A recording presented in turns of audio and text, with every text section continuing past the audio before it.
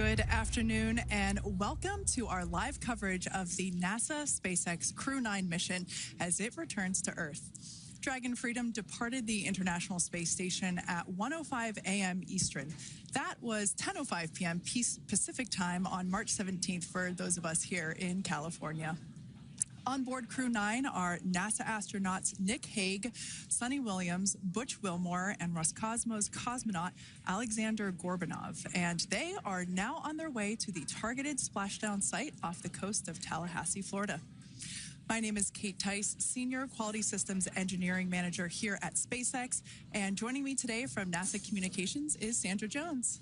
Thanks, Kate. It's always such a pleasure to be here. Upon departing the International Space Station, Dragon underwent a sequence of departure burns. The crew then had a rest period and has since kicked off preparations for re-entry, including made a short flight on board Dragon to the International Space Station in September. Both veterans of long-duration station missions, both Williams and Wilmore, conducted spacewalks during their 9 months in space. Having had the capacity to leave the station at any point, had there been some type of emergency, the crew members began packing for their voyage home about a week ago and worked through tasks and shared lessons learned with the newly arrived Crew 10 team, who arrived just a few days ago.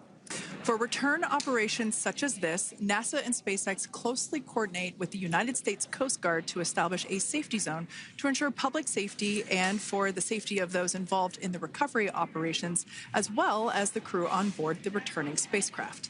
Multiple notices are issued to mariners in advance of and during recovery operations, and Coast Guard patrol boats are deployed to discourage boaters from entering the splashdown zones. Now, we do want to stress to the public the need to respect this safety zone. Recovering a spacecraft from the water is a hazardous task, and any other boats interfering increases risk to the astronauts in Dragon, the teams working to recover them from the water, and the safety of those that come too close. So for the safety of the crew and your safety, we recommend you sit back and watch as we'll be bringing you the best possible views of our astronauts' homecoming. And they will be the best views that you can get. So let's take a minute to meet our returning crew. U.S. Space Force Colonel Nick Hague is your Crew 9 commander.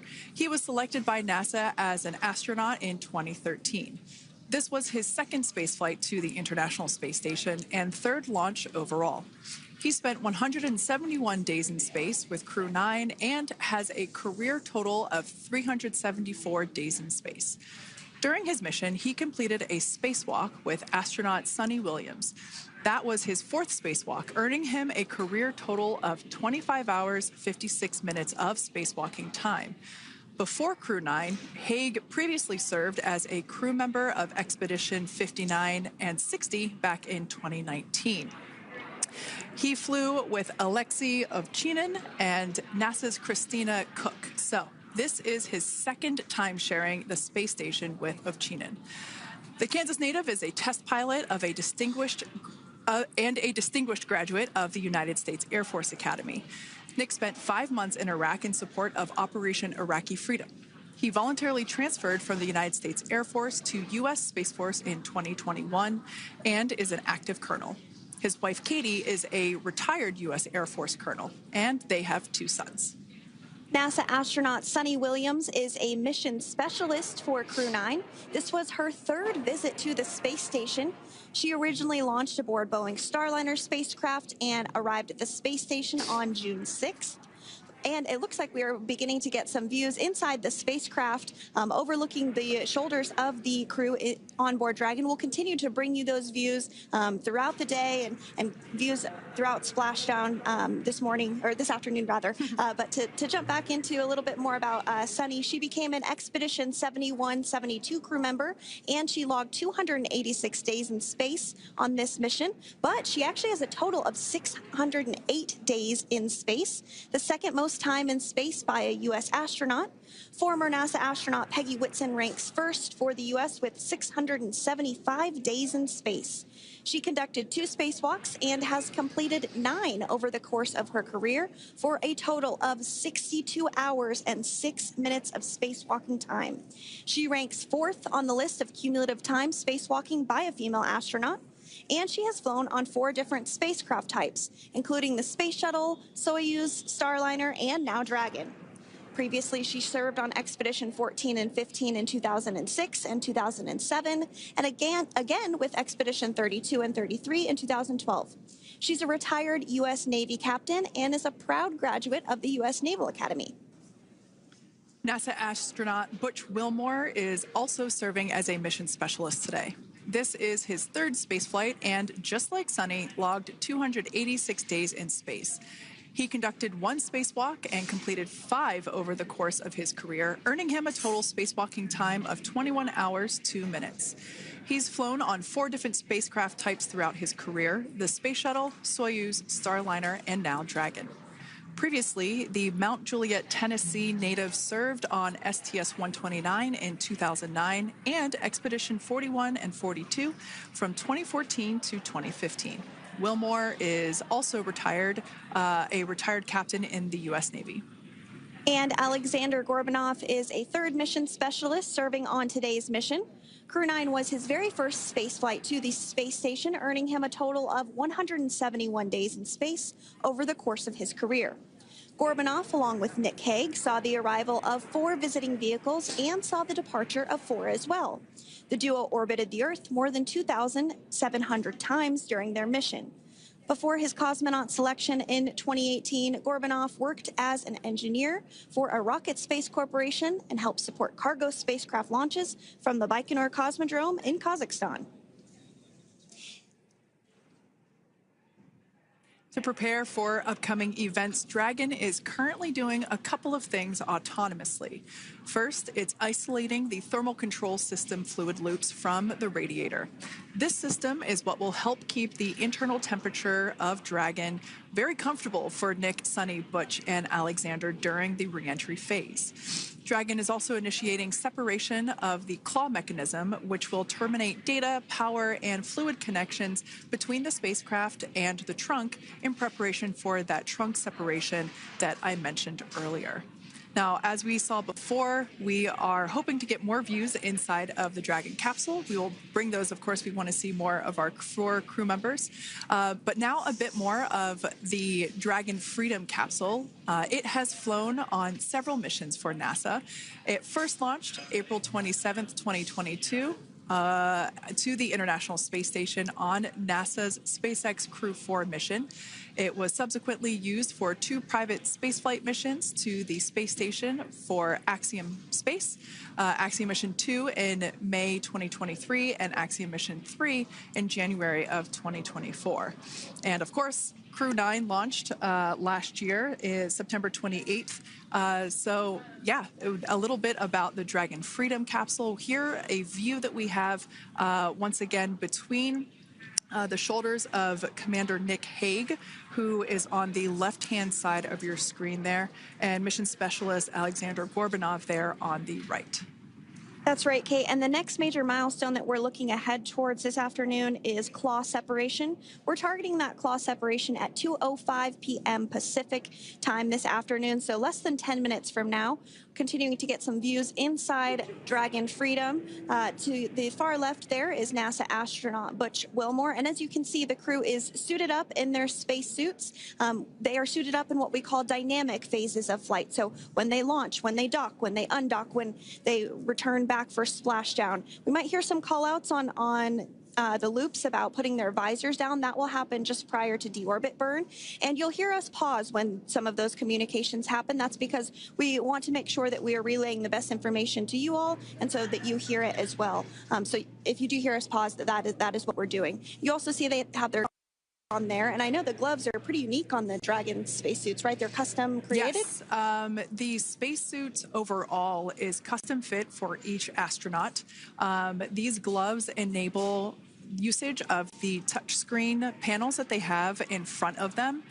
We can't see it from this view, but that view we saw earlier between Alexander Gorbanov and Nick Hague, that is a touchscreen. It allows the crew to monitor everything that Dragon is doing, along with those tablets that they have there on their legs. So yeah, the spacesuit itself is intended to act as a mini spaceship, if you will, as once the visors are closed, it is able to maintain a pressure in the unlikely event of a depressurization event for Dragon. So there we can see those screens I was talking about. So there in the center, we've got the location tracker, as well as on the left-hand side, it's mapping out the operations that Dragon is executing. The crew has to remain well informed of all these things that Dragon is doing autonomously. That basically means that Dragon is flying itself. The crew has the ability to gain control of the capsule if necessary, but the capsule is essentially going to bring itself home.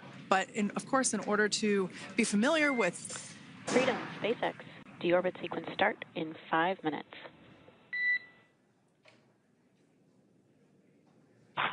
Freedom Caps. And so we did hear that call out for the deorbit sequence start to begin here in 5 minutes. That call from the ground came from the core, or Crew Operations Resource Engineer here in Hawthorne, Mission Control just behind us. And that went up to Commander Nick Hague. He's going to be doing the majority of the communications during the flight downhill today through Splashdown, and they'll be communicating with the core all along the way. Now, we did mention that they are flying on Crew Dragon Freedom. The naming of spacecraft has gone all the way back to the very beginning of this human spaceflight program. This is a nod to Alan Shepard naming his spacecraft Freedom 7 during the Mercury program. And so the crew that first flew up on Freedom a few years ago had the opportunity to name this Dragon, and they named it Freedom. That was Crew 4 that was the first flyers on this spacecraft. It's also flown for Axiom Mission 2 and 3, and then, of course, today for Crew 9 as well. Yeah, actually, fun fact about this particular capsule, of those 4 missions that Sandra just mentioned, we have seen daytime splashdowns for 2 of those. Today will mark the third daytime splashdown. So there's something lucky about this particular capsule that gets daytime splashdowns. Nighttime is great because we can see even more clearly the capsule streaking through, but I personally love the daylight views because we really get even better views of the recovery team operations during that phase of the mission. Yes, absolutely. And if you follow along with our missions, you'll know that sometimes weather is a watch item when it comes to undocking and splashdown. We do splashdown in the water, so we want to ensure that parameters like wave heights and wind speeds and precipitation, lightning, all of that is looking good for the crew and the safety of those recovery personnel. And today the weather is just pristine. We got off of Space Station on the very first attempt. So I'm joking around and saying that it was because it was St. Patrick's Day and we got really lucky with the weather. I wouldn't disagree with that. Speaking of weather, we will be hearing from Core probably around 2:20-ish. Typically, before we enter the period of loss of signal, or LOS, we will hear an entry briefing from the core, the Crew Operations Resource Engineer, and they will deliver important information like updated anticipated splashdown and loss of signal times to the crew, as well as the wave height and wind speed. So we'll be standing by to listen in on those. Like I said, that will happen shortly after. Typically after trunk separation. I can't quite remember if it's before or after deorbit burn. It must be before. But in any case, we'll be hearing all of that coming from Core. In fact, that individual is seated there in the room on your screen. That is SpaceX Mission Control in Hawthorne, California. That room is located just over our shoulders, and that is where Dragon operators are standing by on console, monitoring the progress of Dragon as it continues its way home. It's been, at the point of splashdown, it'll be about 17 hours since Dragon undocked from the International Space Station. The team there in Mission Control, there are multiple teams, in fact, and they cycle through shifts to ensure that everybody gets the required rest and sleep periods, just like the astronauts on board. And that Crew Operations and Resource Engineer is seated there in the room, and that, like Sandra said, is the primary voice that we'll be hearing communicate from the SpaceX team to the crew on board. That's right. And so it looks like we're about 3 minutes or so from the claw separation portion of today's flight. The claw is a portion on the spacecraft that holds the trunk to Dragon. Following claw separation, we're going to jettison or remove that trunk because it's no longer needed. The trunk has solar arrays on it that provides power to the Dragon spacecraft. But now that we're beginning the reentry process, we need to go ahead and jettison that trunk and able to expose the heat shield, which is really going to do the heavy lifting as Crew 9 re-enters the Earth's atmosphere. They come in at 17,500 miles per hour, so they really need to ensure that that heat shield absorbs that heat, and there's... Deorbit sequence start.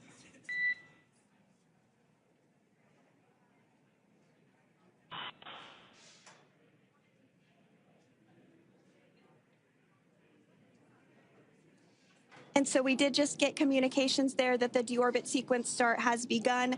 So here in just a couple minutes from now, we expect to hear information or a call back about the claw separation having begun. And again, that kicks off that trunk separation portion that I was discussing to remove that, expose the heat shield, and then eventually we'll have the deorbit burn. And we'll continue to walk you through all of these milestones as we approach them ahead of our splashdown at 2:57 p.m. Pacific time this afternoon off the coast of Tallahassee, Florida. Yeah, we're very excited to bring the Crew 9 crew home.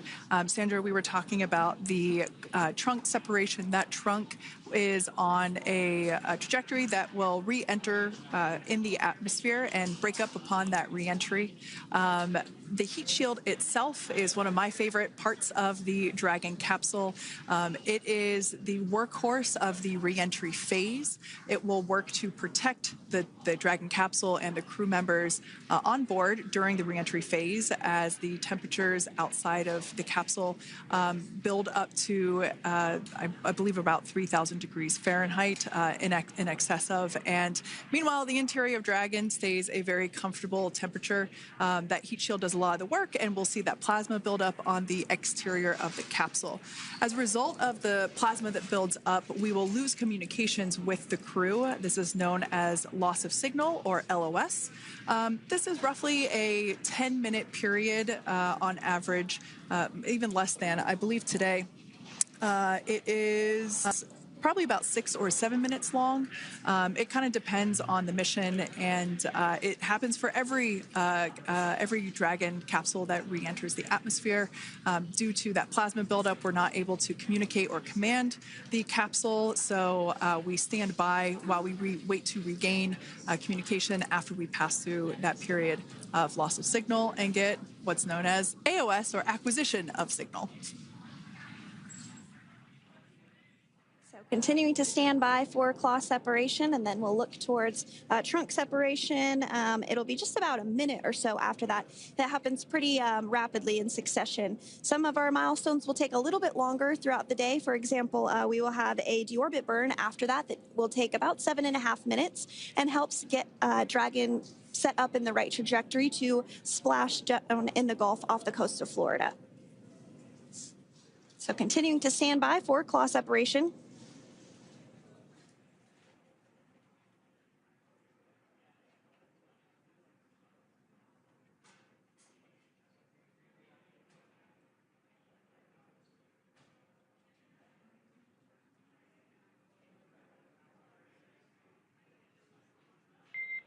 Nominal trunk jettison. All right. Great news there.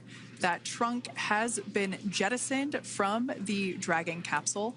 So the claw was separated. That's the mechanism that connects the telemetry and power between the Dragon capsule and the trunk. In order to expose the heat shield underneath Dragon, we had to jettison that trunk, and so we just got confirmation that that has happened. So that is great news. Basically means that telemetry is looking good and that the nitrox system is primed for cabin and suit cooling, and the heat shield, like I said, is now exposed and ready for atmospheric reentry. The trunk served its purpose by gathering energy from the sun through its solar cells and converting that to battery power. Since we separated the trunk, we can't generate any more new power, but we really don't need to since we're coming home and Dragon has enough battery power already stored.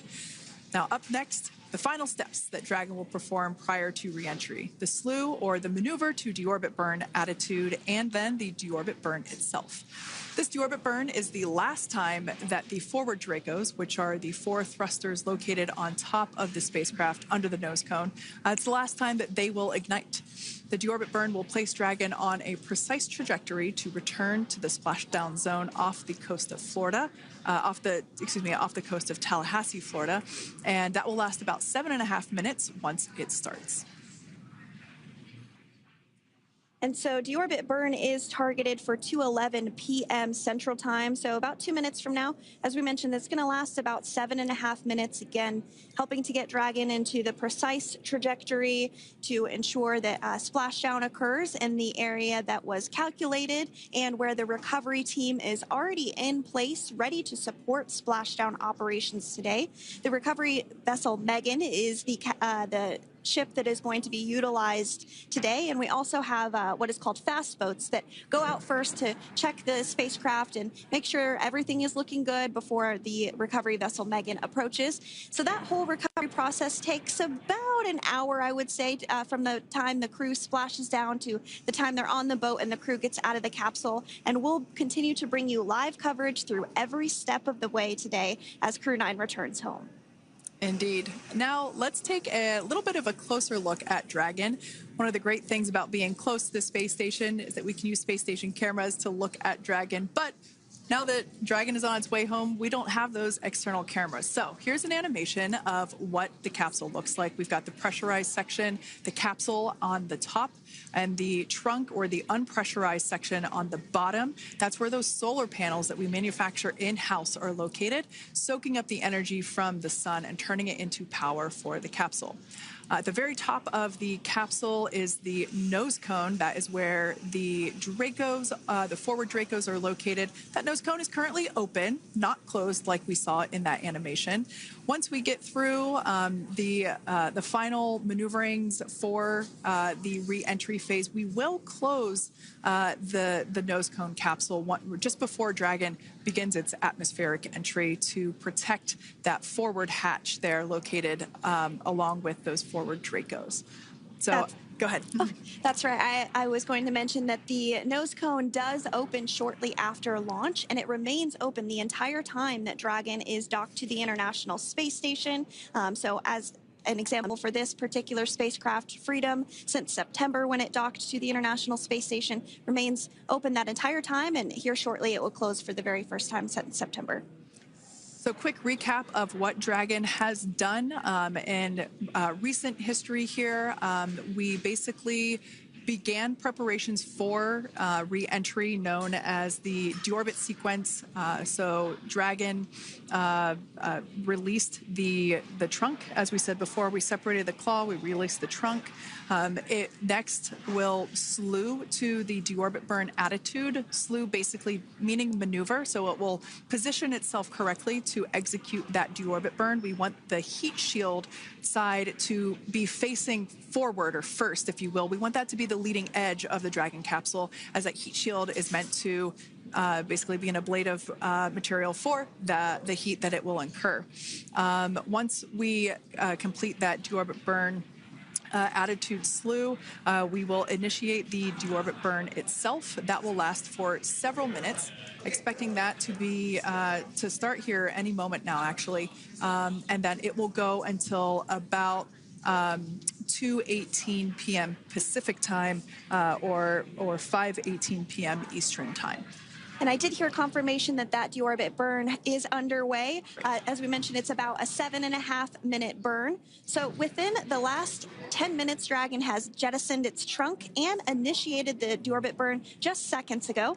As mentioned earlier, for those operations, NASA and SpaceX closely coordinate with the United States Coast Guard to establish a safety zone to ensure public safety and for the safety of those involved in the recovery operations, as well as the crew on board the returning spacecraft.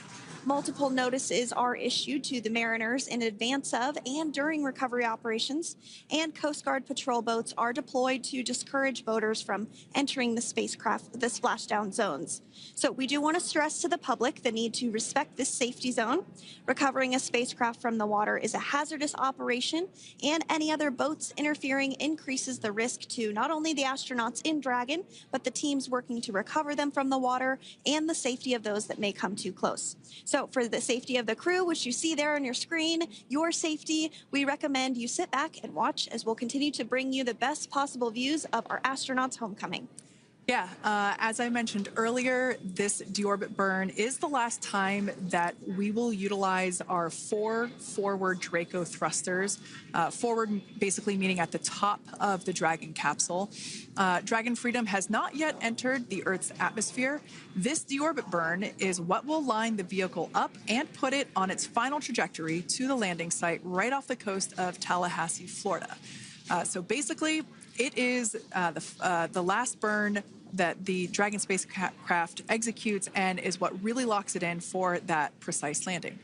As you can see on your screen right now, Nick, Suni, Butch, and Alexander are using their screens to keep tabs on the burn duration, the Draco firings, and trajectory details such as entry angle, spacecraft perigee, and how much distance remains until deorbit burn termination.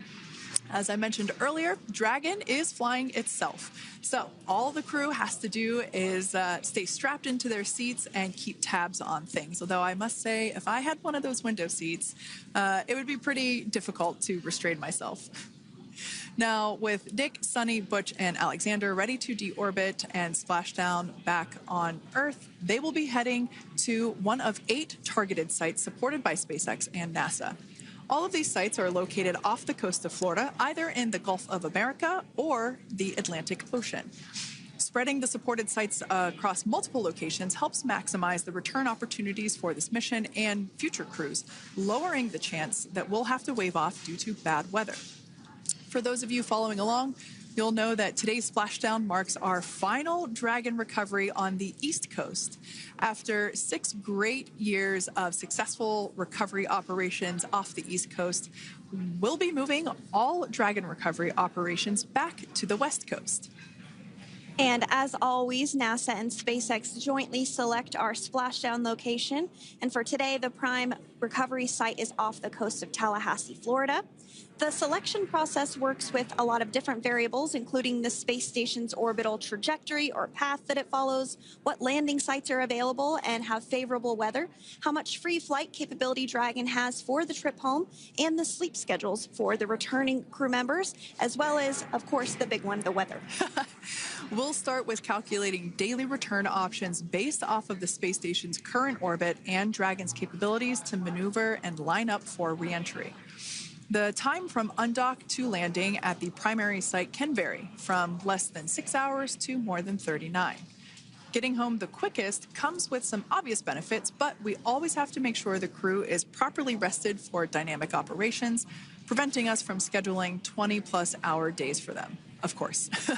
Trajectory and ballistic experts provide the daily opportunities that would line up Dragon with the 7 landing zones and split them into what we call ascending and descending opportunities. Dragon uses its Draco thrusters after leaving station to execute a series of altitude-lowering maneuvers and to line up with the selected primary site. It can also change to different alternative sites while in a free flight if sudden weather moves in that we may need to avoid. So, as we mentioned, weather is something we're constantly looking at, making the final call to proceed about 2.5 hours before the crew undocks.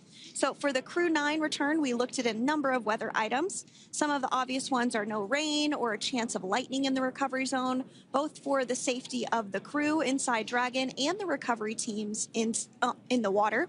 And we're also looking for wind speeds to be less than 15 feet per second or about 10 miles per hour, and relatively calm seas so that we can safely execute recovery operations, which includes landing a helicopter on the recovery ship to fly Nick, Suni, Butch, and Alexander back to Florida.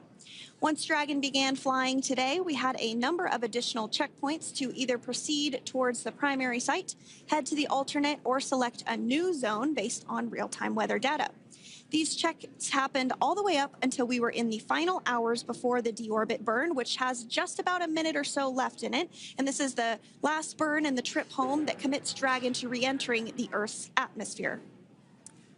Now, we are currently waiting to conclude the deorbit burn. We've got less than a minute until that finishes. We will expect to hear a call out for nominal burn, which will confirm completion of that deorbit burn for Dragon Freedom. We can see images there from the touchscreen display panels that the crew utilizes in flight. We can see the visualization of exactly which one of the four forward Draco thrusters are firing. That's why you have kind of like a strobe effect there.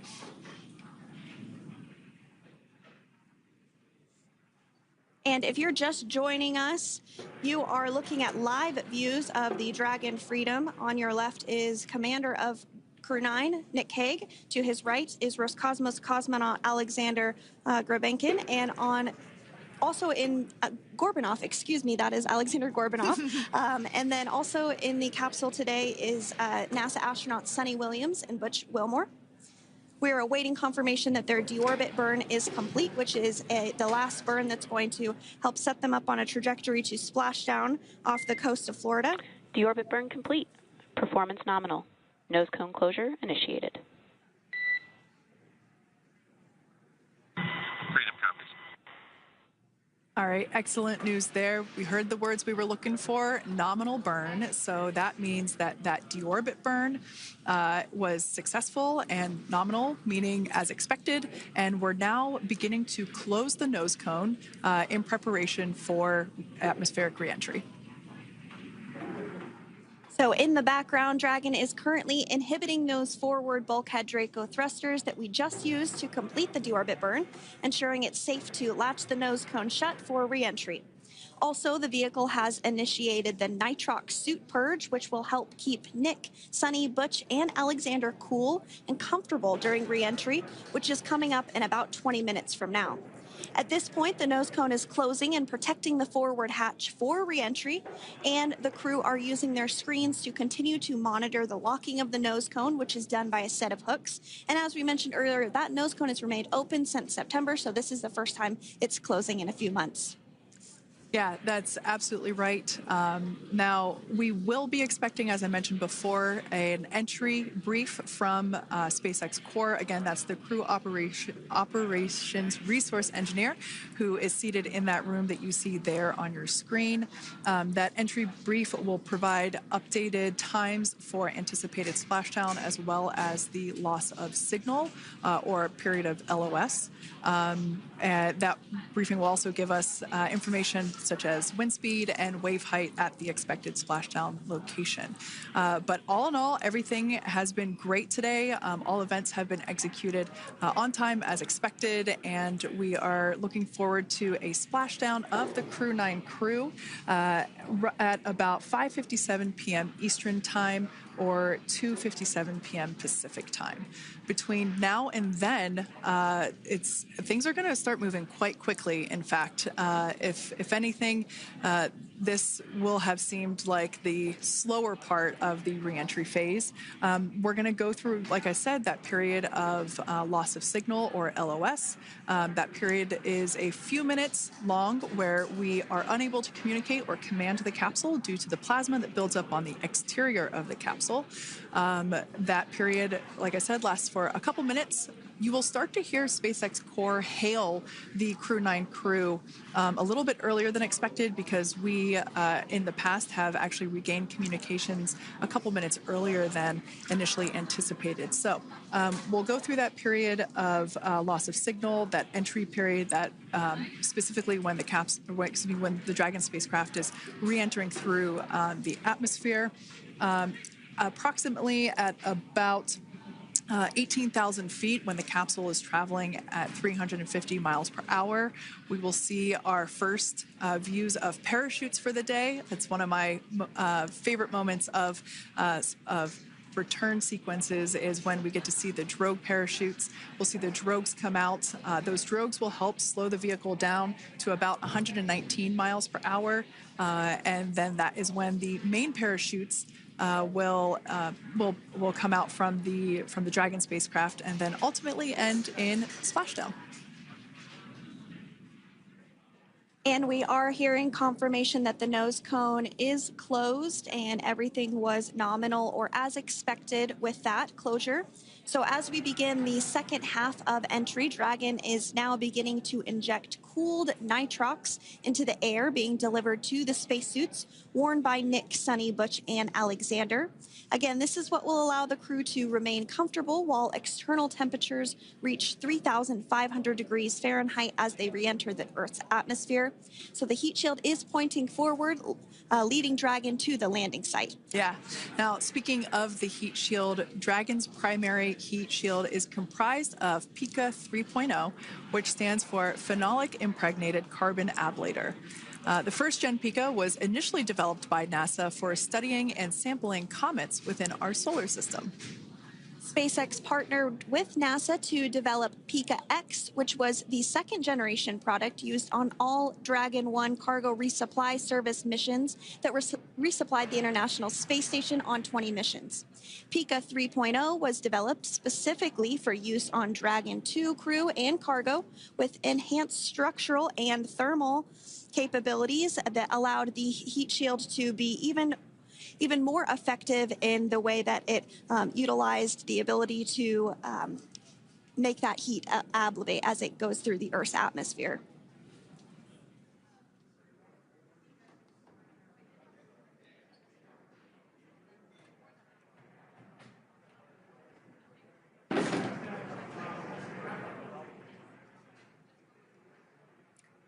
The remainder of Dragon is composed primarily of a SpaceX proprietary ablative material. It's another class of thermal protection which is lighter weight versus PICA and protects the underlying composite structure during reentry to ensure the structural capabilities are maintained.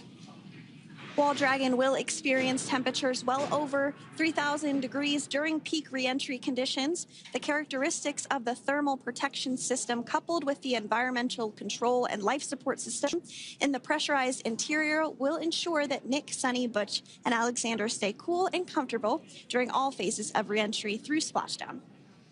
Now, if you've just recently joined us, we hope to regain views of our crew members inside Dragon Freedom, but we don't have those available at the moment due to ground station coverage. So we will bring those back to you as soon as we can. Now, after Dragon Freedom has re-entered the Earth's atmosphere, a series of parachutes will deploy to slow the crew's descent. First will be the 2 drogue parachutes, followed by the 4 main parachutes, and those will guide Dragon to its first contact with Earth since it launched back in September. Dragon will automatically deploy these parachutes when different pressure and positioning sensors on the spacecraft detect that they're at the right speed and altitude. Vehicle velocity at drogue deploy is approximately 350 miles per hour, and they deploy at about 18,000 feet. Now, when the vehicle velocity at main deploy is approximately 119 miles per hour, and they deploy at about 6,500 feet. When Dragon splashes down in the water, the vehicle velocity will be about 16 miles per hour, so you can really see how those parachutes help to slow down the crew inside the capsule. The highest G-load the crew is expected to experience today is about 3 to 5 Gs. Yeah, when you think about really fun roller coasters, they're about in that range. So I'm sure that our crew on board will be well equipped to experience those Gs. It's nothing for them. They go through much more intense training. And so we are continuing to make our way through a number of milestones today. We did have trunk separation. Freedom, SpaceX. Nose cone is secure for entry. Freedom copies.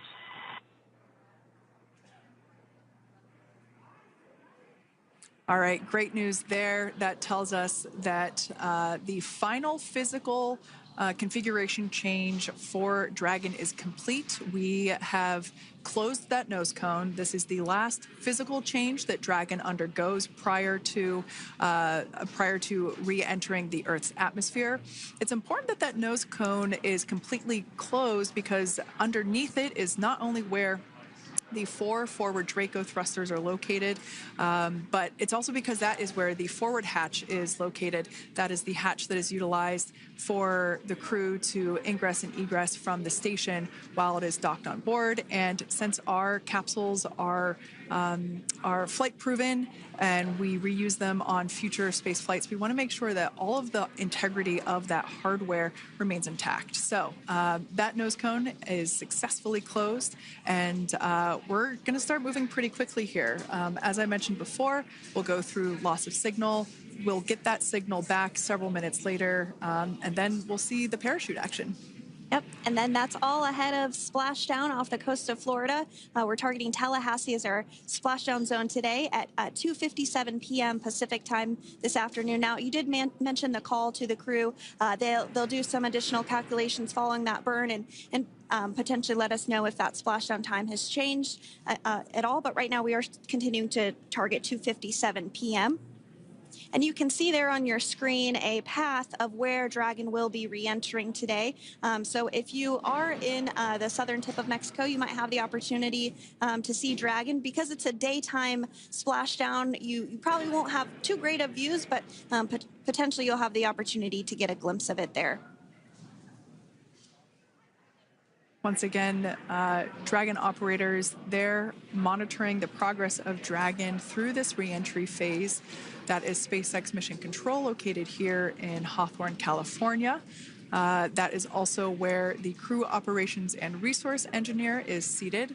That person is the voice that we have heard multiple times and will continue to hear as the primary point of contact to the crew on board Dragon Freedom. We will also hear the voice of Commander Nick Hague. Basically, after we hear the Corps communicate something, we will hear Nick Hague indicate that they copy, that they heard the message well, some sort of recognition that the message was received. And if you joined us yesterday for our coverage during the undocking, we were communicating through something that's called a big loop. We do that when we're in integrated operations with the International Freedom, SpaceX, for entry sequence. Report when ready to copy. Ready to copy. All right, I've got some updated times for you. Our comm blackout start time is 2144. Our comm blackout end time is 2151, and our splashdown time is the same per your displays, 2157.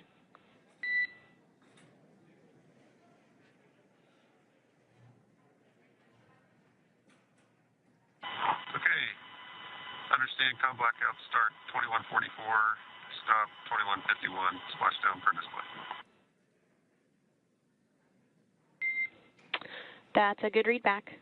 And with that, please report when tablets are secured behind the elastic bands, restraints are tight, and visors are down.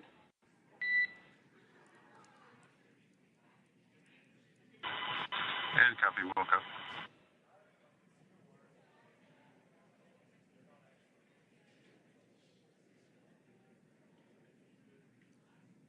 And with that communication from the Corps or Crew Operations Resource Engineer here in Hawthorne to Commander Nick Hague of Crew Dragon Freedom, we did hear that the loss of signal period is still at 2:44 p.m. Pacific, but we had a 1-minute adjustment to the acquisition of signal. That's going to now be at 2:51 p.m. Pacific time. However, our splashdown time remains the same at 2:57 p.m. Pacific time this afternoon off the coast of Tallahassee, Florida. So all good news there as Dragon continues to make its way home with the Crew 9 crew. As we've mentioned before, we are splashing down on the Gulf Coast. We have ability to splash down on either side of Florida, but the location site just outside of Tallahassee, Florida is the site that was selected today due to best recovery conditions. And as Sandra mentioned before, weather is always a watch item, but everything is looking great for that particular recovery location. So I'm sure once we start getting views from the recovery vessel, I have a feeling it's going to be a pretty beautiful afternoon. And we did mention that, of course, this is a daylight splashdown, so we should be getting some great views. We do have a couple of spacecraft called the WB-57, which are high-altitude planes that NASA utilizes during splashdown operations. Those are en route and going to be tracking the capsule as it makes its way through the atmosphere and should be providing some good views for us. Kate and I were just chatting about how we haven't had a daytime splashdown in a little while, so we're looking forward to the views along with you. Yeah. Nighttime views are also great because we can see that capsule streaking through the night sky quite brightly. So like Sandra, you said earlier, daylight will be a little bit less bright, but we will definitely be able to see the SpaceX recovery team operations much clearer. I could also imagine it's probably a little bit easier for the team themselves to do their work in daytime than at nighttime. We'll see them rush in really quickly with a couple of fast boats as they begin the initial safety checks and sweeps of the Dragon capsule, while also retrieving the parachutes from the surface of the ocean. The recovery vessel, the main recovery vessel, will continue to make its way closer to the Dragon capsule. It is stationed a couple miles away from the actual recovery location, the splashdown location, for obvious safety purposes. So it takes a little while for that vessel to make its way over, but once it's closer, we'll have even better views of those recovery operations. And you may be wondering why sometimes we splash down in the daytime versus the nighttime. And believe me, we would all love for these operations to happen during regular daytime working hours. But unfortunately, orbital mechanics just doesn't quite work out that way. So it has to deal with the location of the International Space Station, as well as where the splashdown zone is on Earth and that trajectory, as well as the phasing. So as we mentioned earlier, sometimes we have phasing as short as 6 hours, sometimes in excess of 30+ hours. It just depends on where the targeted area is that the capsule is going to splash down. So today's phasing has been 17 hours since undocking occurred at 10:05 p.m. Pacific yesterday evening for us here in Hawthorne. Early wee hours for folks on the East Coast and other areas of the United States. Yeah, but regardless of whether it's daytime or nighttime, the SpaceX recovery team has trained and practiced and rehearsed for it all. So regardless of daylight, they are really efficient with those operations. And but like you said, Sandra, it has been a minute since we have seen a daytime splashdown on a NASA SpaceX crew mission. The last daytime recovery was on Crew 4, which was the debut flight for the capsule flying today, the spacecraft known as Dragon Freedom. And so, yeah, kind of a fun fact there in terms of the timing of that daylight splashdowns.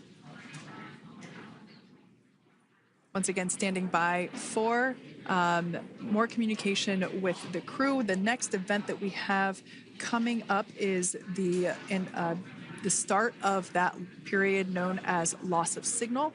That is the period still expected at 2:44 p.m. Pacific time.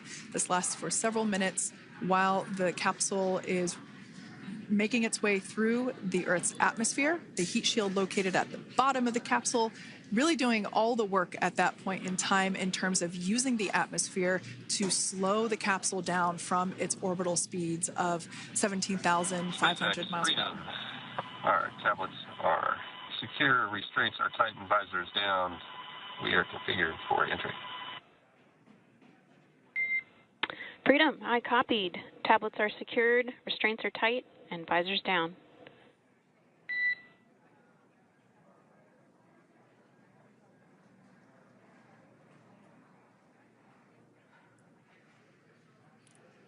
All right, great news there in terms of continuing to make progress. That back and forth communication we heard was just letting Core know that per their instructions, Crew 9 has now put away everything that was necessary in order to begin the re-entry, including those tablets that were located on their legs. Those are now stowed away. They've tightened that safety harness that we see there, and the visors are now down. So with all that being said, let's take a minute to meet our returning crew. U.S. Space Force Colonel Nick Hague is your Crew 9 commander. He was selected by NASA as an astronaut in 2013. This was his second spaceflight to the International Space Station and third launch overall. He spent 171 days in space with Crew 9 and has a career total of 374 days in space. During his mission, he completed a spacewalk with astronaut Suni Williams. That was his fourth spacewalk, earning him a career total of 25 hours, 56 minutes of spacewalking time. Before Crew 9, Hague previously served as a crew member of Expedition 59 and 60 back in 2019. He flew with Alexei Ovchinin and NASA's Christina Cook. So this is his second time sharing the space station with Ovchinin. The Kansas native is a test pilot and distinguished graduate of the United States Air Force Academy. Nick spent 5 months in Iraq in support of Operation Iraqi Freedom. He voluntarily transferred from the United States Air Force to U.S. Space Force in 2021 and is an active colonel. His wife, Katie, is a retired U.S. Air Force colonel, and they have 2 sons. NASA astronaut Suni Williams is a mission specialist for Crew 9. This was her third visit to the International Space Station. She originally launched aboard Boeing Starliner spacecraft and arrived at the space station on June 6th. Following the agency's decision to return Starliner uncrewed, she became an Expedition 71 and 72 crew member, where she logged 286 days in space on this mission. But Suni has a total of 608 days in space, the second most time in space by a U.S. astronaut. 5 minutes until predicted comm blackout. We'll see you on the other side at 21:51.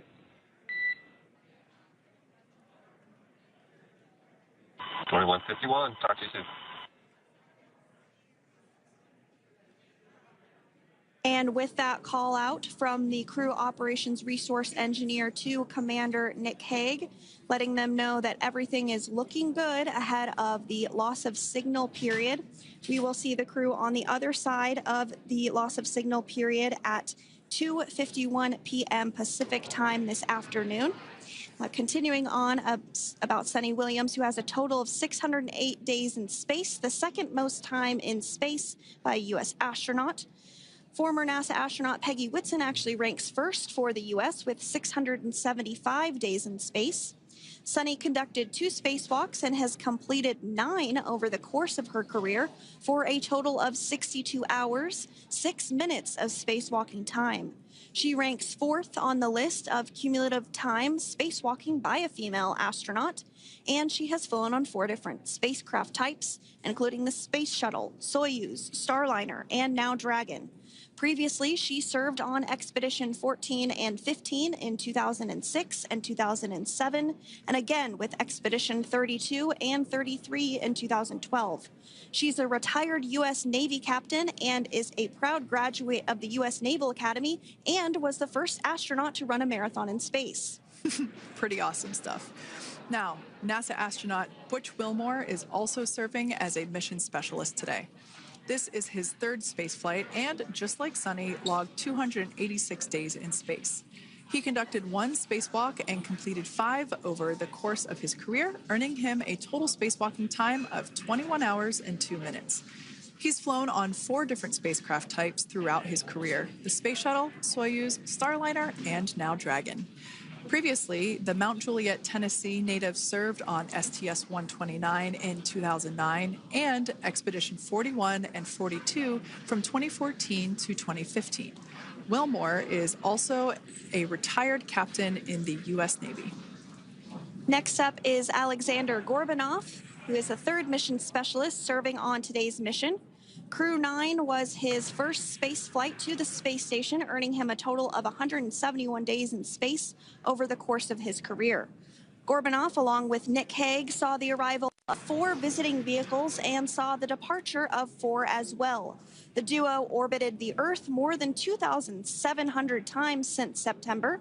Before his cosmonaut selection in 2018, Gorbanoff worked as an engineer for a rocket space corporation and helped support cargo spacecraft launches from the Baikonur Cosmodrome in Kazakhstan.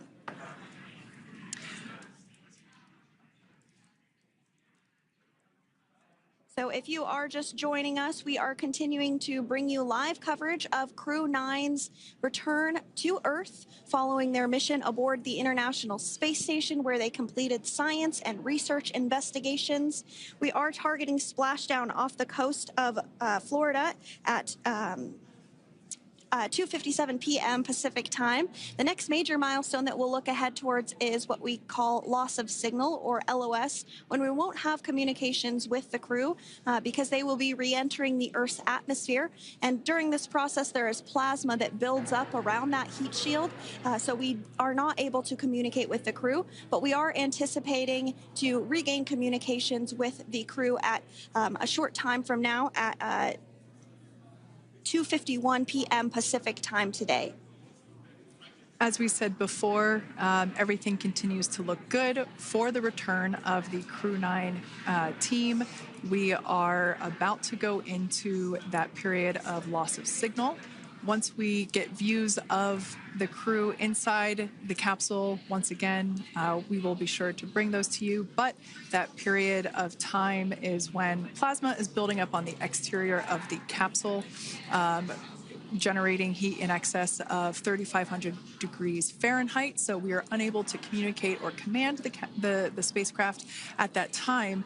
And that includes, unfortunately, video feeds as well. So as soon as we get the views back inside Dragon, we will bring those to you. But until then, we are going to stand by and continue to monitor the progress of Dragon.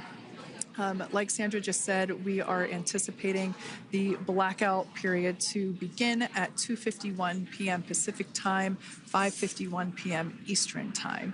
This will last for several minutes. It's not super exact, even though we are predicting acquisition of signal, or AOS, to come back at 5:51 p.m. Eastern time. In the past, we have regained communication sometimes a little bit earlier than that, so we'll probably start to hear Core begin to hail Crew Dragon a minute or two prior to that anticipated acquisition of signal. But right now, Nick, Suni, Butch, and Alexander are seated in their seats inside Dragon Freedom. Their visors are down, and they have put away or stored the tablets they had located on their upper leg to monitor Dragon's progress. Now they will be utilizing the touchscreen displays, where the current operation and future operations will be displayed as they are able to monitor Dragon's progress continually. As I said before, Dragon is autonomous, meaning it is flying itself. So the crew stands by and monitors, and those touchscreen displays are what will be allowing them to do so and prepare for events such as parachute deploy.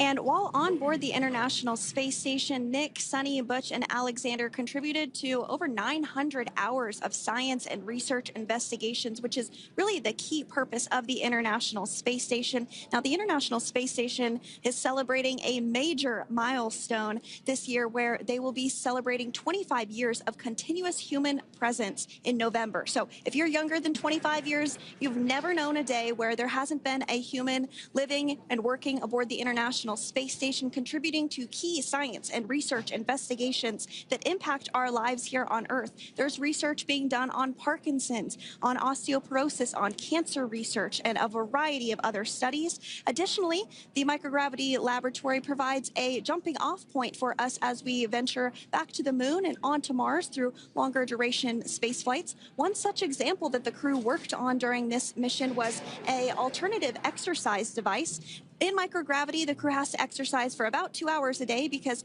they're not having the effects of gravity on their body. So to prevent bone and muscle loss, we counteract that with 2 hours of exercise per day.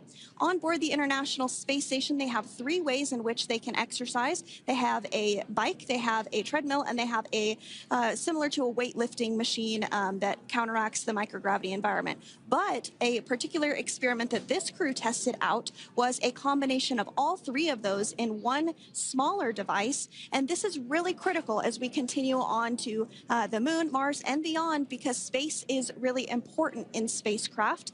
So if we have something smaller that the crew might be able to utilize, that can potentially help us venture out even further into the solar system. So science is really the name of the game when it comes to the International Space Station. Some of the other science highlights that took place during this increment that are particularly interesting to me was we had the first wooden satellite that was deployed. This is a study to see if other materials might be more resourceful or renewable in space. So I'm really excited to see the results of that one as well. Additionally, we had a couple of spacewalks that took place to not only provide maintenance to the International Space Station, but also where we swabbed the outside of the space station near vents to see if any microbes that we all have microbes on us, to see if any of those could survive in the harsh environment of space, which again is very important for us to know and understand as we continue to the moon, Mars, and beyond. Very exciting stuff. Now, at this point, we have now entered the communications blackout period for the Dragon spacecraft. This lasts approximately 7 minutes due to plasma formation around the spacecraft itself. During this time, no vehicle telemetry is received by mission control or the recovery team, and no external commanding of the vehicle or voice communication is possible. But as a reminder, Dragon is designed to fly itself. During re-entry, the vehicle will be slowing down from orbital velocity, which is approximately 17,500 miles per hour. The top temperature that Dragon will experience upon re-entry is 3,500 degrees Fahrenheit. This blackout period, as I said before, we expect it to last about 7 minutes today, concluding at 5:51 p.m. Eastern Time or 2:51 p.m. Pacific Time. We, right there, have our first view of Dragon Freedom coming home to Earth. And that view is from the WB-57, which is one of NASA's high-altitude planes that is tracking. Now, because of the way that this camera is configured, it does look like it is dark, but it is indeed daytime, and you're beginning to see that plasma trail as Dragon re-enters the Earth's atmosphere. All of that is expected. We are anticipating an acquisition of signal around 2:51 p.m. Pacific Time, so just minutes from now, and you may hear the core begin to hail out or call Dragon for communications and see if we can potentially get communications with them a little bit earlier. Following this, we'll have 2 events in rapid succession. We'll have the drogue parachutes deploy at 2:53 p.m. Pacific, followed by the mains just 1 minute later at 2:54 p.m. Pacific Time, ahead of a splashdown at 2:57 p.m. Pacific Time off the coast of Tallahassee, Florida.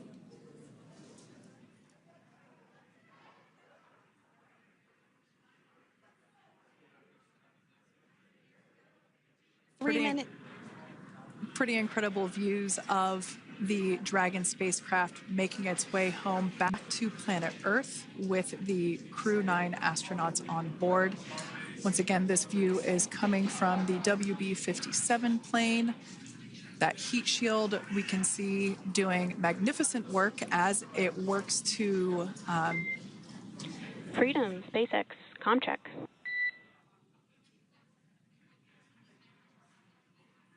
All right, we're going to start hearing the SpaceX Crew Operations Resource Engineer. SpaceX Freedom is with you.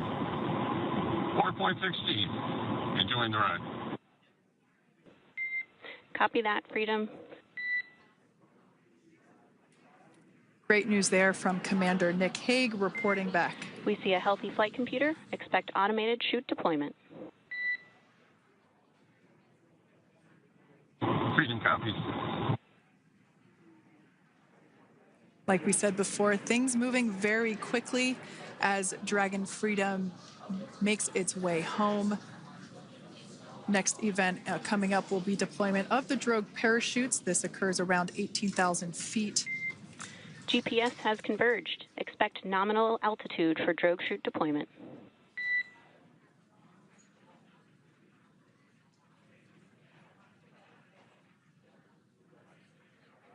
We're about 2 minutes away from deployment of those drogue parachutes. Now the heat shield is continuing to work to slow the vehicle down. That entry period, the Dragon spacecraft went from orbital velocity about 17,500 miles per hour down to about 350 miles per hour. So it really gives you a sense of why that plasma builds up on the exterior of the capsule, thanks to the heat shield and the work that it does. Those drogue parachutes will slow it down from 350 to about 119 miles per hour. We can see 15 kilometers. Brace for drogue window. We can see seat rotation happening inside the capsule. Great to get those first views of our crew members. Once again, the capsules are going about 350 miles per hour when the drogues are deployed. Those drogue parachutes that we manufacture here in-house are going to slow the spacecraft down to 119 miles per hour.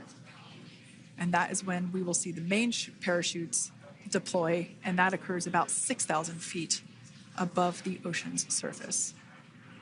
And we are expecting drogue deployment at 2:53 p.m. Pacific, so we should see it any second now. And there you are getting a great view of Crew 9 inside Dragon Freedom as it returns back to Earth. We are awaiting the drogue deploys. This view coming from the WB-57 high altitude plane. And there you see it on your screen, drogue deployment. Drogue descent rate nominal. You can hear the crowd here. Visual on 2 healthy drogues. The crowd here very excited as Dragon Freedom continues to make its way back to planet Earth.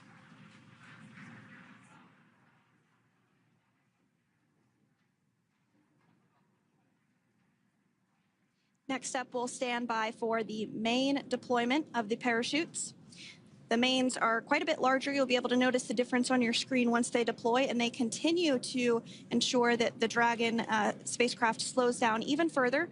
As we mentioned, Freedom will be traveling 16 miles per hour when it splashes down off the coast of Tallahassee, Florida, here at 2:57 p.m. Pacific time this afternoon. And there we go.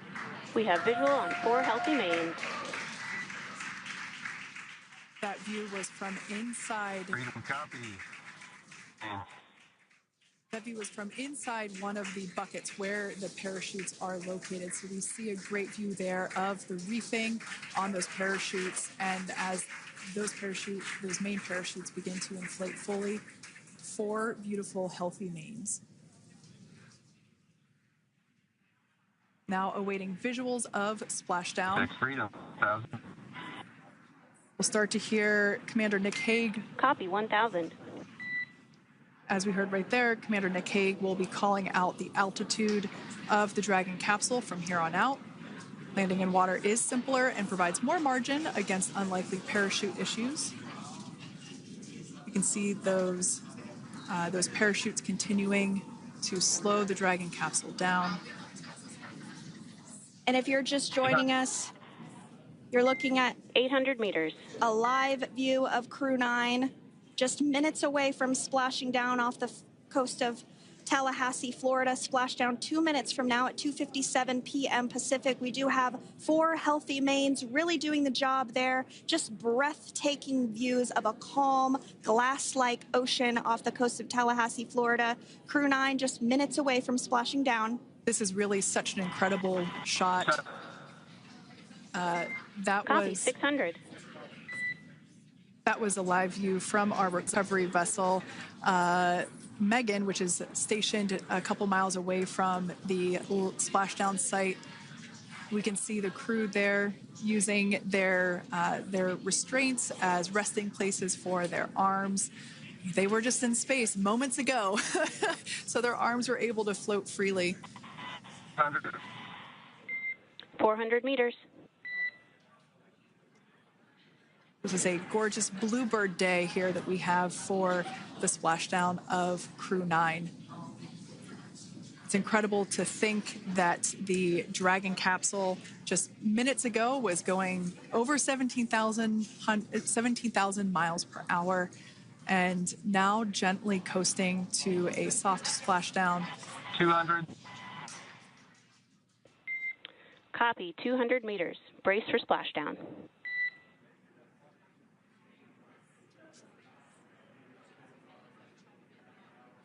As you can see there on your screen, continuing to monitor progress of the Dragon spacecraft.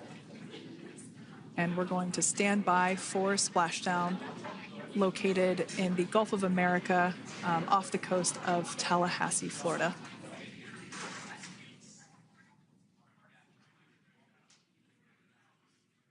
And splashdown, Crew 9 back on Earth.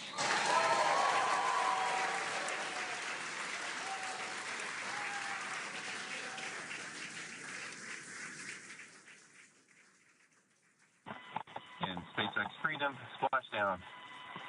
Good main release. Copy, splashdown. We see main chutes cut. Nick, Alex, Butch, Suni, on behalf of SpaceX, welcome home.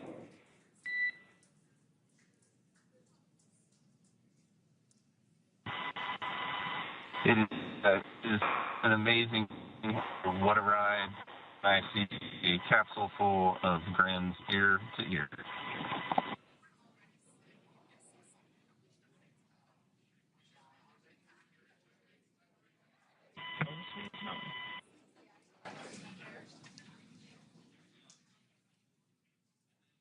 And as you can see on your screen, we have visual confirmation of splashdown. Dragon Freedom has returned home, and NASA astronauts. System safety verifications are in progress. We'll report back when recovery personnel are en route.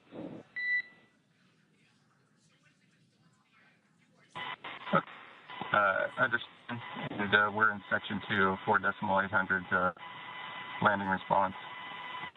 And looking for your word on if it is necessary.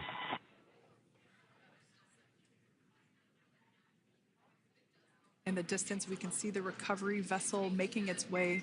Copy, you're in section 2 for the environmental assessment in 4.800. That is not necessary today. Understand. Raising visor. So we will continue to have communications between the Corps and Nick Hague, the commander of Crew Dragon Freedom, which just splashed down 2 minutes ago off the coast of Tallahassee, Florida. Dragon Freedom has returned home with NASA astronauts Nick Hague, Suni Williams, Butch Wilmore, and Roscosmos cosmonaut Alexander Gorbunoff. They're back on Earth after approximately 17 hours of a return journey from space. The SpaceX recovery ship and team have been waiting for Dragon's splashdown, and they will now make their way to the splashdown location. The teams have been ready and waiting about 3 nautical miles away, so it's going to take them about 30 minutes or so to make their way and to SpaceX Freedom. Pretty sure we're in stable 1. Copy, stable 1. We see the same. It's going to take about 30 minutes for the recovery team to make their way over to Nick, Suni, Butch, and Alexander, who are still seated and secured inside that Dragon spacecraft there on your screen. Incredible views there of that thermal protection system, or TPS. That Dragon capsule was pristine, white color before it departed the station, and we can see how the reentry phase, the thermal protection system did its job.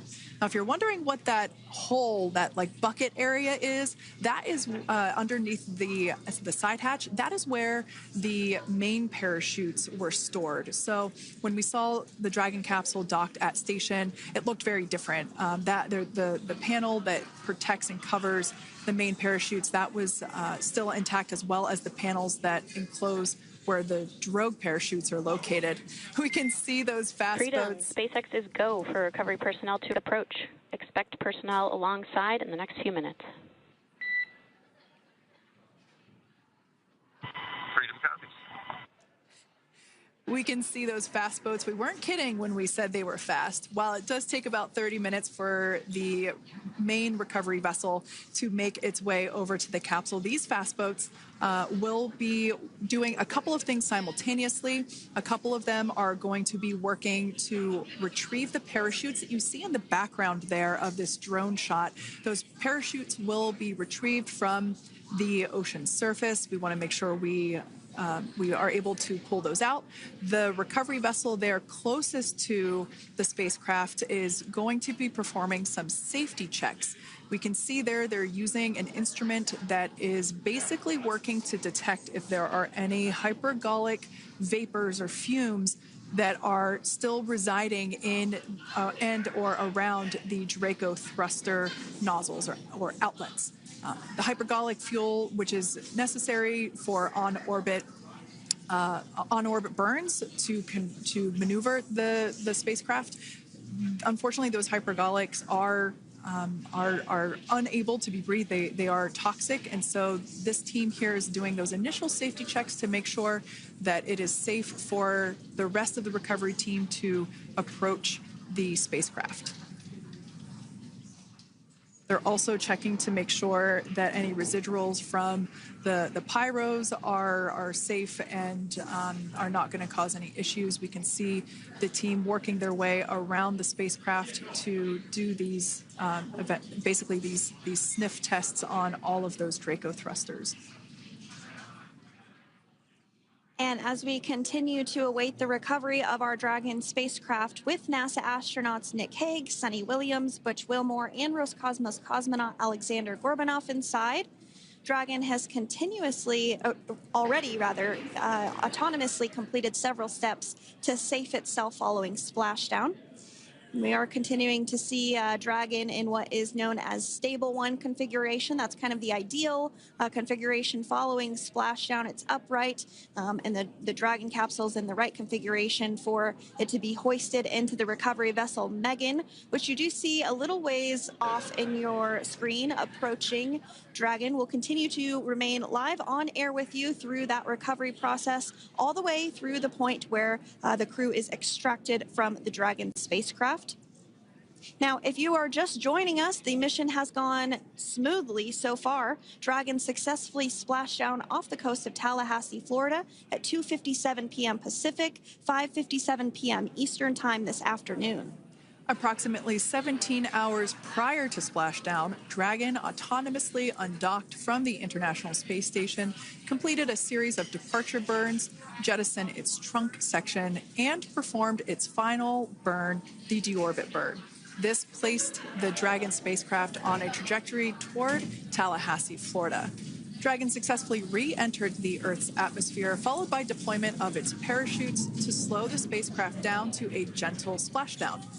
We're now going to follow the Freedom. Hypergol sweeps and unfired ordnance checks are nominal. Rigging is in progress.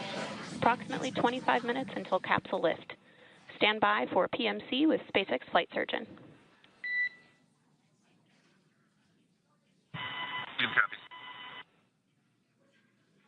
And so what we did just hear there was communications that those hypergol checks were complete. They didn't find any of that upon those checks, so we'll continue to move through the timeline.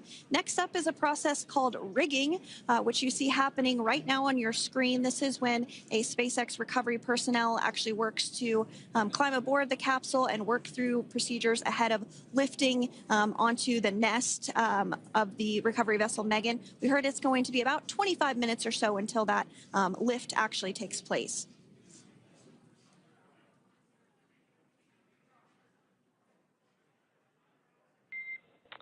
Okay, Freedom, the next call will be from the SpaceX flight surgeon on Dragon to Ground Private. Understand. Thank you. Callouts there indicating that the crew will have the opportunity to do a quick check-in with the SpaceX flight surgeon. This is standard procedure for every Dragon spacecraft when it returns to Earth. It's just an initial check-in, make sure everybody is doing okay. They will also have another check-in with the flight surgeon once they are on board that recovery vessel that you see there in the background. We can now see that SpaceX recovery team member they're on top of the Dragon spacecraft. They are going to be working to install plugs in the Draco thrusters to ensure that none of those, and to ensure that no more hypergolic fumes or vapors come out from the spacecraft. They'll also place harnessing around the spacecraft that are required in order to lift it out of the water. Go ahead, Sandra. Continuing to get some views of the recovery personnel, both the main recovery vessel, Megan, as well as some of those fast boats that we've discussed previously. It looks like just a beautiful day there out off the coast of Tallahassee, Florida. Weather was pristine. We were able to get undocked from the International Space Station as expected at 10:05 p.m. Pacific time yesterday evening, and Crew Dragon has since completed steps ahead of its splashdown at 2:57 p.m. Pacific, and we're now stepping through procedures to get Dragon hoisted up onto the Megan recovery vessel and get the crew extracted out of the spacecraft. And you did see some of the parachutes that were near the spacecraft. Upon detection of landing, Dragon automatically releases those main parachutes to prevent wind from pulling the spacecraft. Dragon then automatically safes any pyrotechnics that may still be present on the vehicle and may automatically perform additional minor system reconfigurations. The astronauts will remain seated and in their suits at this point, but the onboard air conditioning keeps things temperature controlled inside the spacecraft so the crew remains comfortable, and the communication systems... Freedom, SpaceX, comm check. SpaceX, this is Freedom. We have loud and clear. Copy that, Freedom. Have you loud and clear as well, and Dragon to ground is no longer private. Understand, thank you. As we saw there on the screen, we have a couple of fast boats in the recovery fleet that have quickly moved into the splashdown location. They are being followed by one of the main recovery vessels, which will move into position upwind of the spacecraft. The two fast boats have very specific roles. Excuse me. The first approach is focused on immediate safety inspection, as we saw. They do this for spacecraft integrity and checking for any presence of those hypergolic propellant vapors. And this ensures that it is safe for the recovery vessel to approach Dragon. Once Dragon is cleared for full approach, as we heard is the case today, the team begins rigging the spacecraft for water recovery by the recovery ship. The second fast boat is responsible for parachute recovery and also serves as a redundant boat to the first one that makes the initial approach to the Dragon spacecraft. As we saw a little bit earlier, we were also able to see one of the recovery team members get on a jet ski to help gather up the parachutes that were automatically detached from the Dragon spacecraft upon splashdown. And it will take a little over 10 minutes for the recovery crew to complete their safety checks. Once complete, the team will begin preparing Dragon to be lifted, and as you see, they are preparing for that to take place at this point. As part of the preparation for this lift, one member of the recovery team has climbed on top of the spacecraft already so they can attach Dragon's hoist rings and connect to the lifting lines. It will take us less than an hour to raise Dragon to the recovery boat and remove the crew from the spacecraft. After medical checkouts, the crew will return to land within 4 hours by helicopter. And if no additional medical assistance is needed, the crew will board a waiting NASA plane and depart for Houston.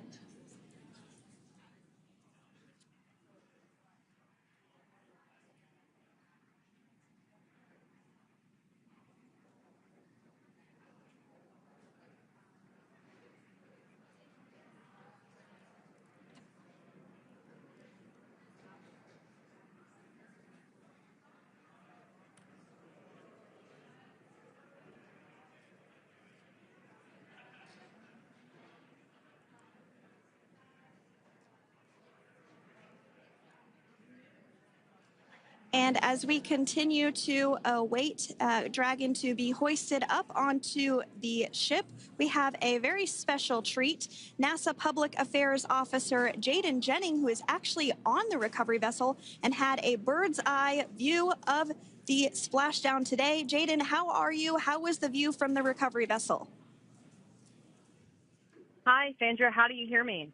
I've got you loud and clear, Jaden. It's so great to hear you. Awesome. So Splashdown, Sandra, was nothing short of be advised, spectacular. we are transitioning the forward link. Comm will be unavailable for approximately 5 minutes. Freedom comes.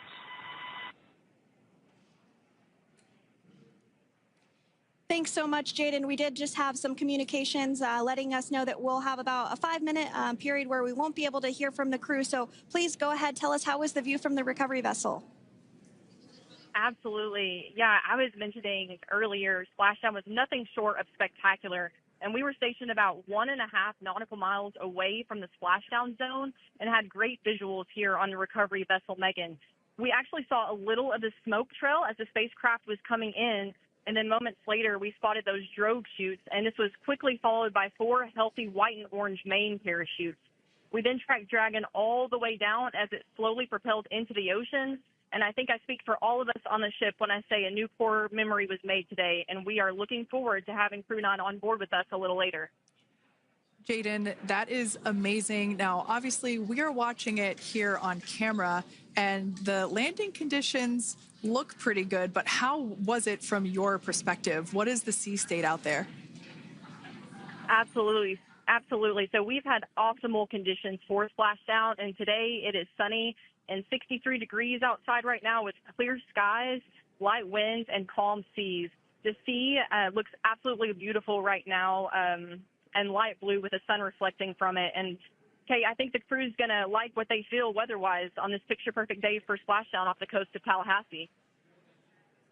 Thanks so much, Jaden. It certainly looks like a beautiful day. Can you tell us a little bit about the journey of the recovery forces to get to this point? Sure. So one unique aspect of this recovery was the onboard training on station conducted for Butch and Suni to ensure they were ready to return on a Dragon spacecraft. That training covered all aspects of their return, including nominal and contingency departures, deorbit burns, splashdown, and post-landing ops, which is what this team is preparing for now. As for the recovery teams themselves, we started the day taking a series of helicopters out to the vessel. And as standard, the recovery director and crew support teams were on that first helicopter out and took the time to get everything prepared on the ship. About 2 hours before splashdown, they deployed those fast boats and jet skis into the water. I was actually on the second helicopter out, and we were on the vessel about an hour and a half before splashdown and landed on top of the helicopter pad on the Megan. And the teams have been working diligently across their respective disciplines this week, executing what can only be described, in my point of view, as a logistical masterpiece, just ensuring every detail has been in place for Crew 9's return.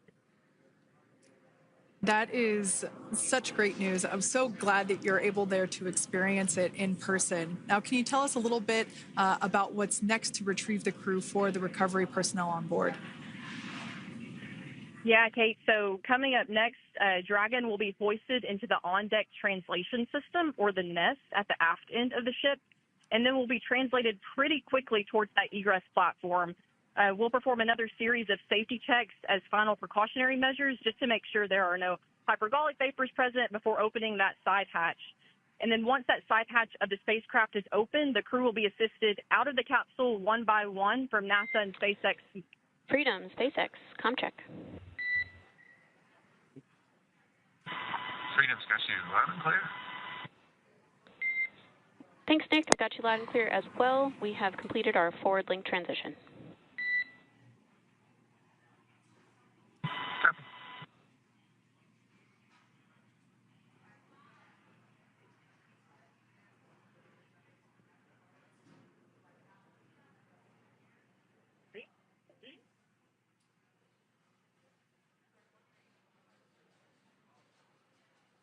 And Jaden, if you did just want to go ahead and let us know what is next to retrieve the crew. We are continuing to get some great views on our screen, but I know you have an even better view yourself.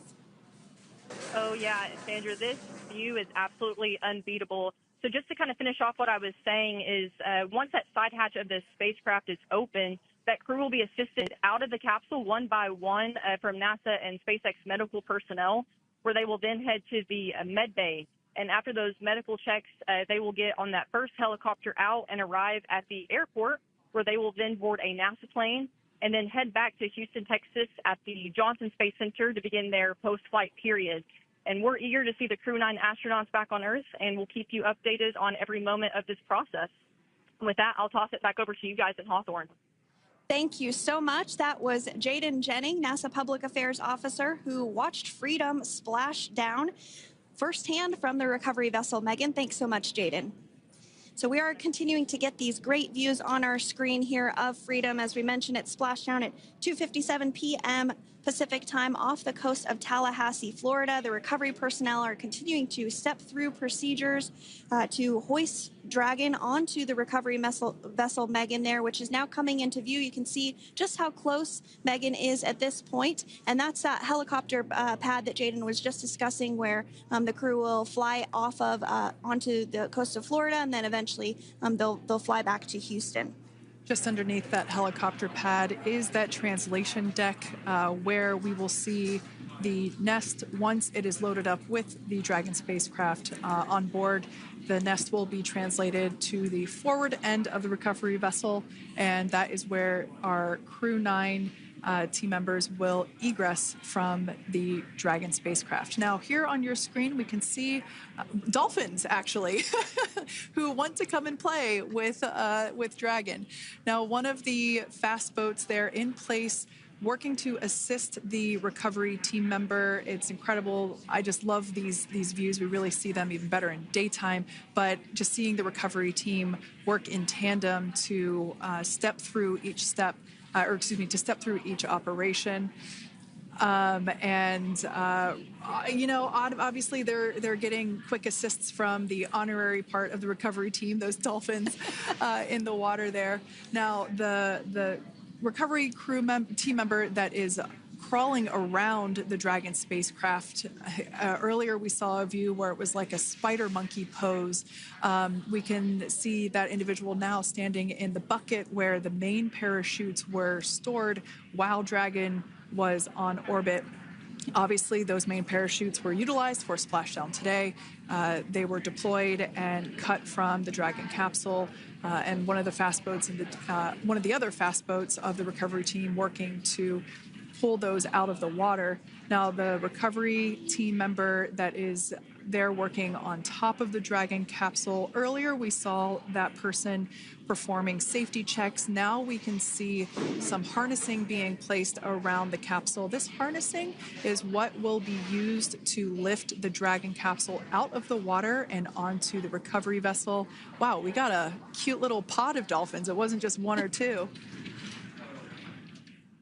I mean, that water just looks beautiful. We had ideal splashdown parameters today. Obviously, wave height, ne'er a concern. The weather is beautiful, as Jaden mentioned, in the 60s, sunny. Looking forward to seeing Crew 9 exit the capsule here shortly once they get hoisted onto the recovery vessel Megan. We can see that recovery vessel slowly but surely closing the distance there between... Oh, dolphin cam back again. We can see that the Dragon capsule and the recovery vessel, that distance is closing. Again, this is just one more step as we continue to work recovery operations for Dragon Freedom, and we anticipate the lift of the Dragon capsule to occur here in just a few minutes. Now, once all of the rigging is on the capsule and it's hooked up to the recovery vessel, we will see the hydraulic arm, which is that kind of like bridge-like structure there at the aft end of the recovery vessel. We'll see that articulate backwards, and that's a good sign that we're getting even closer to pulling the capsule out of the water. It will then move forward and The capsule will be placed inside of what you can see there is basically a basket. We call it the nest, dragon nest, where that's where the capsule will be placed in order for it to be translated to the forward end of the vessel and for the astronauts to egress. And before that does take place, we'll have potentially views of the rigger go ahead and jump off of the spacecraft there. That typically occurs when the spacecraft is a little bit closer to the recovery vessel, and we usually get a really good view of that particular operation from one of the onboard cameras from the recovery vessel. That is an operation that I have a lot of respect and admiration for that individual that does that.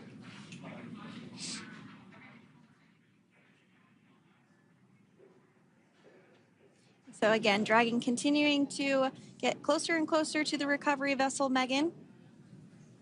You see some of those ropes now coming into view as well.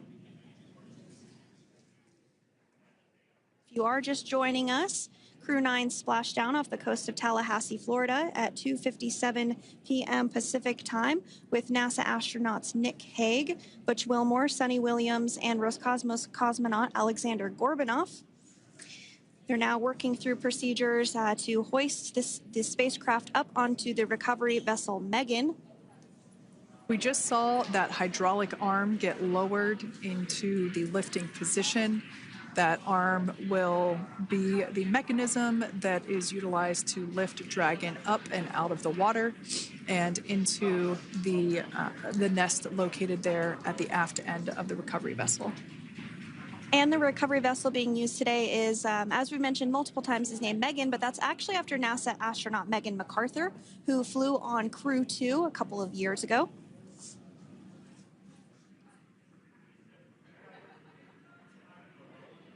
We're getting some views now from actually inside the boat. Yeah, you're exactly right. This view is straight down the recovery vessel. That platform that was closest to the camera, that is the egress platform. Freedom. Rigging is almost complete. Approximately 5 minutes until capsule lift. Great news there from SpaceX Core. So about 5 minutes left until we see Dragon Freedom get lifted out of the water. That hydraulic arm, as I said before, is the mechanism that will lift it. It's quite swift, actually, the whole process of getting the spacecraft. Brace for capsule lift. Bracing. There it goes, Dragon Freedom being lifted out of the water and onto our recovery vessel, Megan.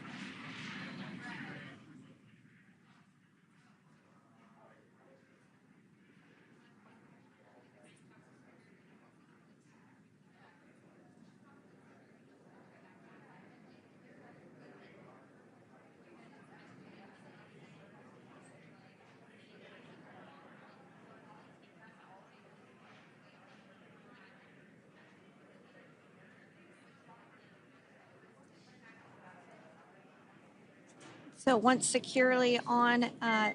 Welcome aboard the recovery vessel. Recovery personnel are completing final checks and stand by for translation to the egress platform.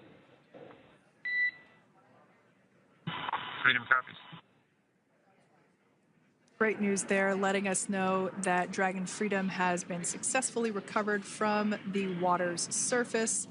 If you've just joined us, we had an on-time splashdown at 5:57 p.m. Eastern Time, and we can now see that the water recovery operations are continuing to progress. The nest where the Dragon spacecraft is located is going to get moved forward. This will happen after one of the recovery crew members does some checks, and we'll also see some hosing.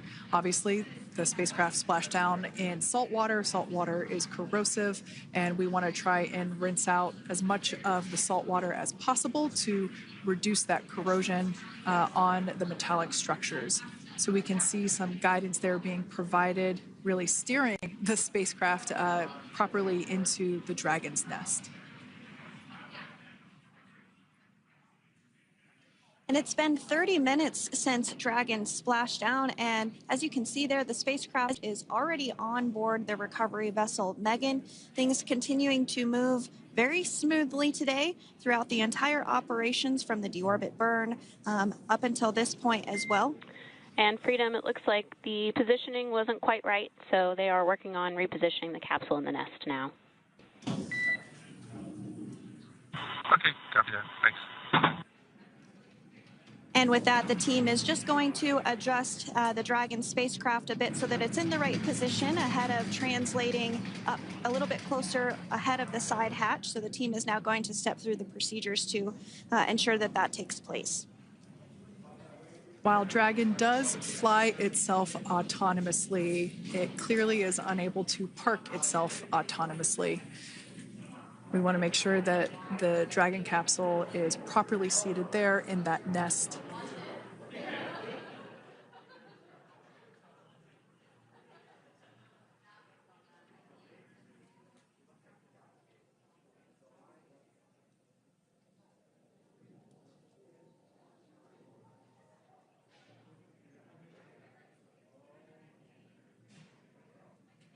Once Dragon is fully seated in the nest, we'll probably see a bunch of that salt water come out from the bucket there located underneath the side hatch. See some salt water splash out. As I mentioned before, one of the recovery team members will begin hosing down the exterior of the spacecraft.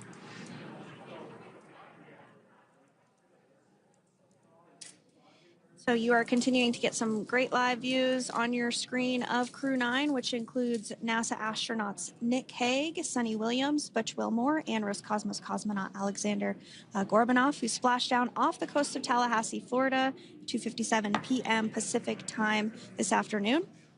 Now working to get that spacecraft situated in the nest.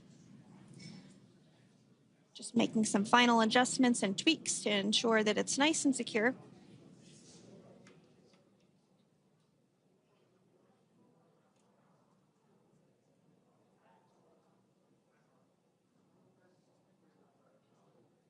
Once the spacecraft is seated and secured and oriented correctly in the nest, Dragon will be moved into the hangar located underneath that helipad that we saw earlier from the aerial views during recovery. All right, Freedom, looks like you are settled into the nest now. Team is working through hypergol sweeps. Copy all.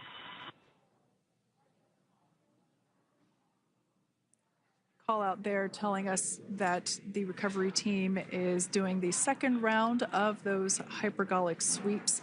This helps ensure that everyone, all the recovery team members that are located basically right where this camera is located on, towards the forward end of the recovery vessel, that they will all be safe once the spacecraft is translated forward. So we're just doing some additional steps to make sure that the hypergolic propellant that is utilized for maneuvering the Dragon capsule while on orbit, making sure that none of those vapors are still present on the exterior of the capsule. That's right, and there are a variety of individuals on board the boat that help with recovery operations. Not only do we have the recovery personnel that you see here, but we also have a doctor that will check out the crew members as standard procedure. As with any spacecraft that is returning from space, we always perform a medical check with the crew. So you will see the crew come out of the capsule and be placed on stretchers, just like with the Soyuz landing and with all of our Dragon splashdowns, that is the nominal procedure.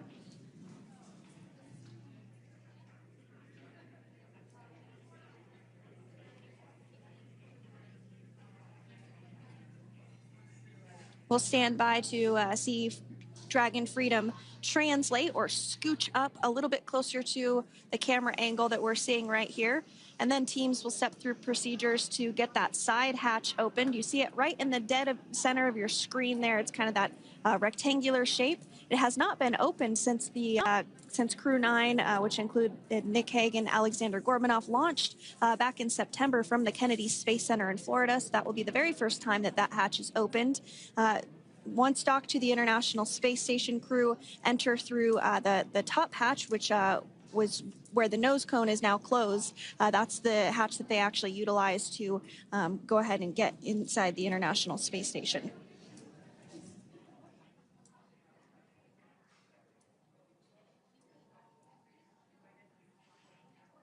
So as we get a little closer to that hatch opening procedure, you might start to see more individuals come into frame for some of that support.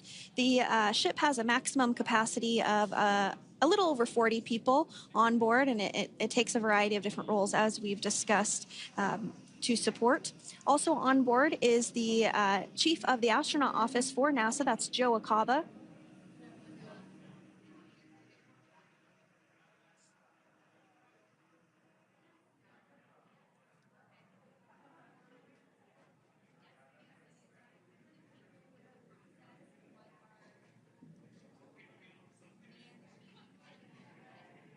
Now, while we are standing by for translation of the Dragon spacecraft to the platform there, the recovery platform that we see in the foreground, it is important to note that Nick, Suni, Butch, and Alexander will be getting assistance from the recovery teams while exiting the spacecraft. This is the same process for any returning long-duration crew members. As you could imagine, returning to a gravity environment can wreak havoc on our vestibular system, which is responsible for maintaining balance and motion. Of course, safety is our #1 priority with this operation, so we'll see the crew members helped out of the spacecraft one by one, and they will be assisted the few feet to the medical quarters aboard the boat. And on board Dragon are 3 veterans space flyers. That includes Nick Hague, the commander, as well as Butch, Wilmore, and Suni Williams. Alexander Gorbunoff is completing his very first space flight on this mission, and he completed 171 days in space along with Nick Hague.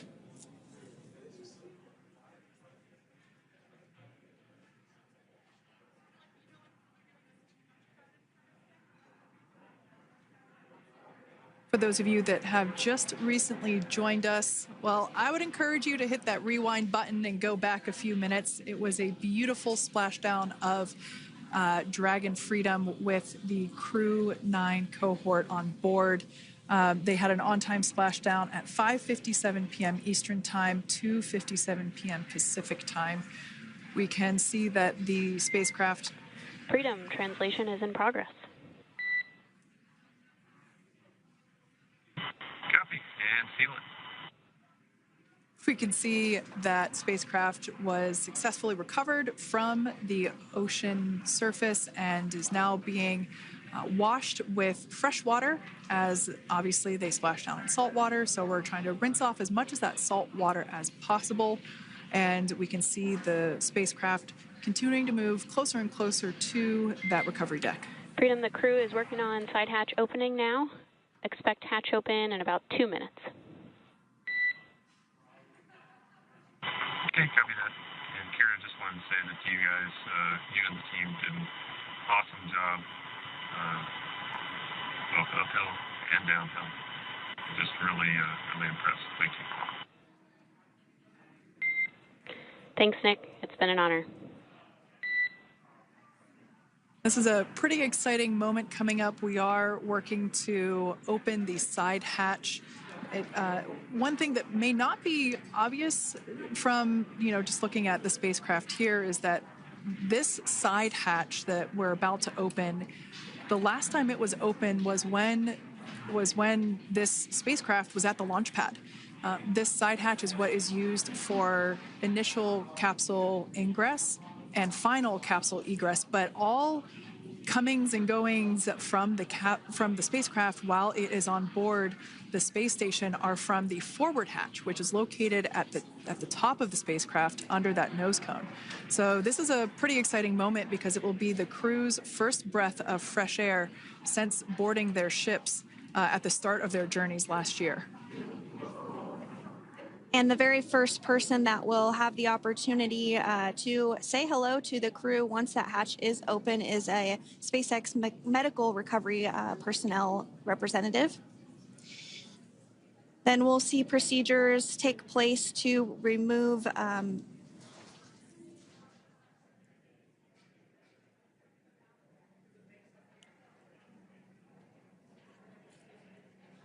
the footrests of Dragon. That will just help the recovery personnel get a little bit more room to access the crew and help get them out of the spacecraft. Yeah, you're absolutely right. Safety is, once again, top priority here, and removing those footrests from all 4 seats will be helpful as a recovery, as a SpaceX recovery team member will actually go into the capsule, into Dragon Freedom to help the crew members unbuckle and stand up, and essentially we'll also see a fun little slide be put in place to help the crew members exit the spacecraft safely. So yeah, we're going to remove all 4 of those footrests to basically give a little bit more working room inside the spacecraft. That's right, and we did hear the go for that hatch opening, so we're just a couple minutes away from being able to see that, and then we might be able to get the chance to see a couple of views inside of the Dragon and see the crew following their splashdown. Now, opening that side hatch isn't quite like opening, the door to your car. We have to depress the seal around the side hatch, as well as, we'll now see them open that side hatch up.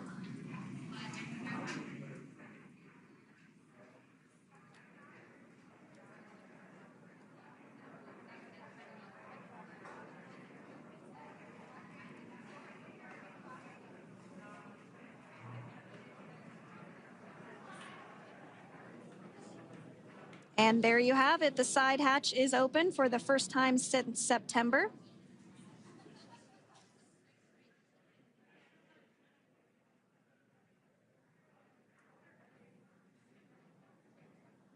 We can see some of the protective equipment there that was brought into frame that will help protect the edge of the side hatch, one, from any potential damage. Oh, we can see the recovery crew member there taking photos of the side hatch seal. This is part of the standard operation for recovery.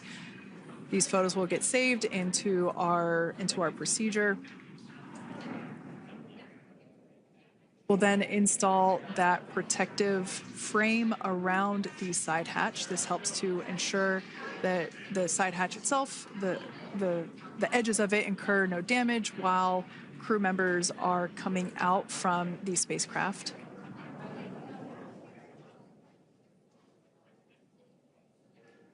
If you missed it, there was also a recovery team member that went inside. So there are now 5 people on board the Dragon spacecraft.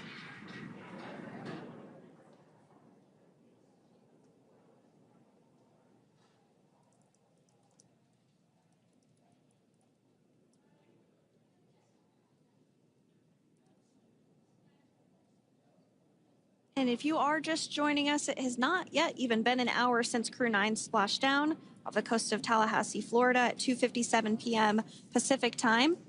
The crew is now on board the recovery vessel Megan, and the hatch is open. The next major milestone that we'll see is when the crew will actually egress or exit the spacecraft. But before that, they'll continue to, the recovery personnel rather, will continue to install that protective area around the hatch and then remove the footrests. So we're a couple minutes away from seeing the crew egress, but not too long away.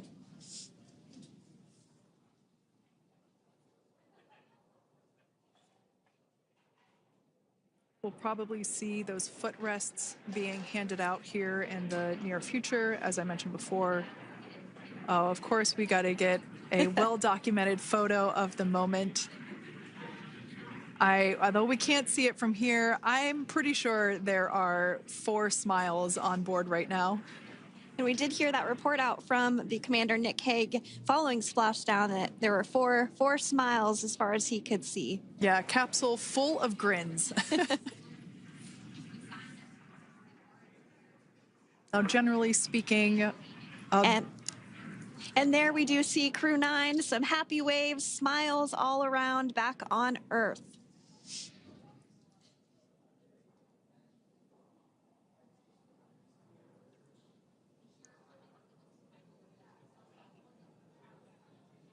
generally speaking, we have the individuals in the two center seats of the spacecraft exit first. You might hear us refer to this as the exit process as egress. It's just another term for exiting the spacecraft. Generally speaking, we most of the time have the two center seats egress first, as it makes moving around inside the capsule a little bit easier.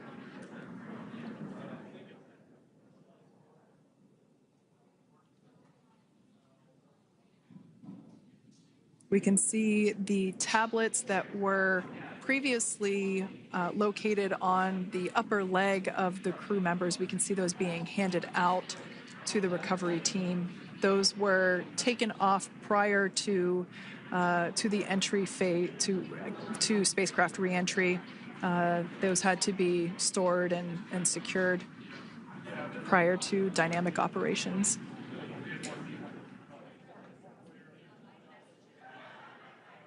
It looks like we are starting to see the footrests also be removed. I just saw one there on the screen. There are 4, of course, one for each crew member.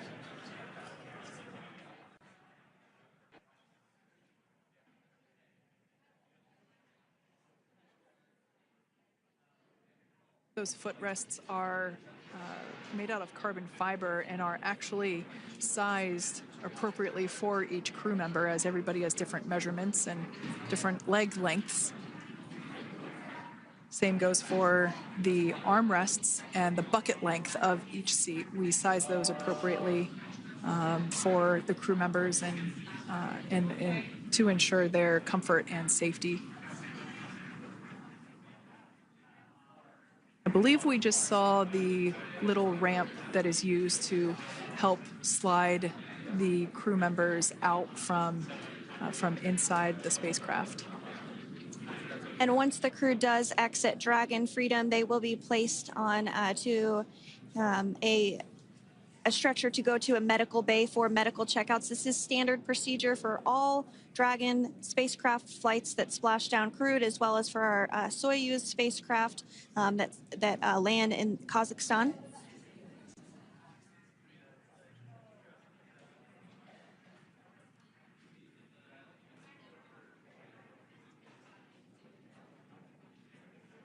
We could see the exterior of Dragon Freedom quite clearly in this shot, and it's such a beautiful sight. I personally prefer the capsule when it has some of that charring from atmospheric reentry. It is the signature sign of a capsule that has returned to Earth.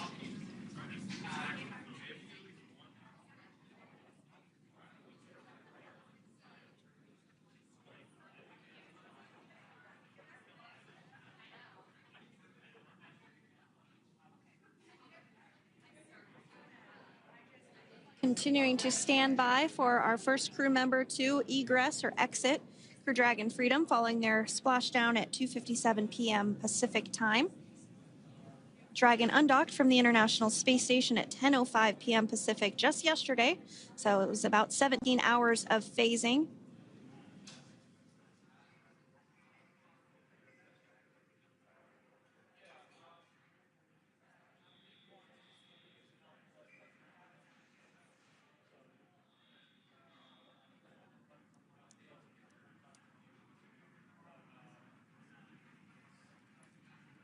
And while on board the International Space Station, Crew 9 contributed to 900 hours of science, over 150 research experiments and investigations.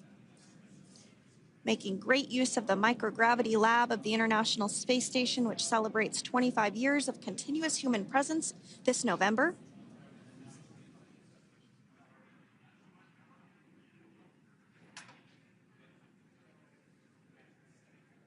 Looks like we're about to get our first crew member here upon egress of the Dragon spacecraft.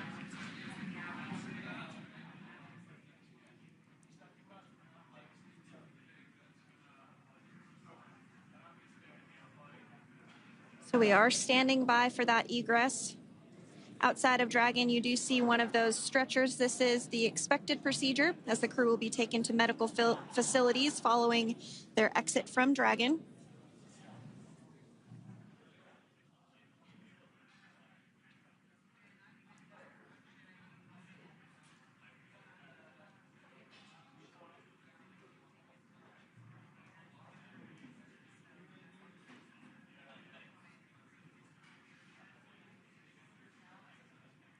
We can see folks on board clapping as our first crew member. And that is NASA astronaut Nick Hague, commander of Crew 9, now out of Crew Dragon Freedom. Some smiles, thumbs up, and a wave. Can't get any better than that. Yeah, that is one happy camper, that's for sure. As we said before, it is standard procedure for all of our long-duration crew members to receive assistance upon egressing from the spacecraft. We basically help them move off of the recovery deck and into the private medical quarters for their initial consultation with the SpaceX flight surgeon. So we'll see that take place for all 4 of our crew members today.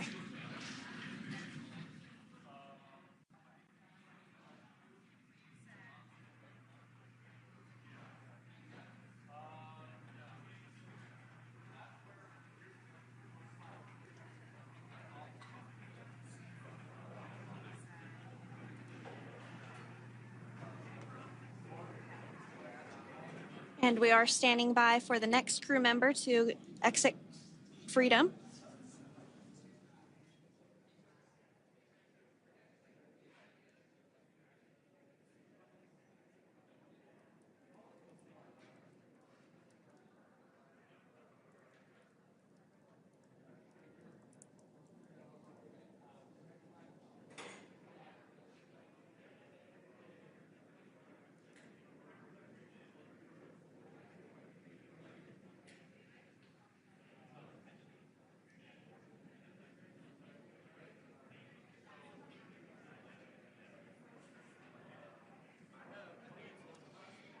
Next up out of the capsule, we expect Roscosmos cosmonaut Alexander Gorbanov.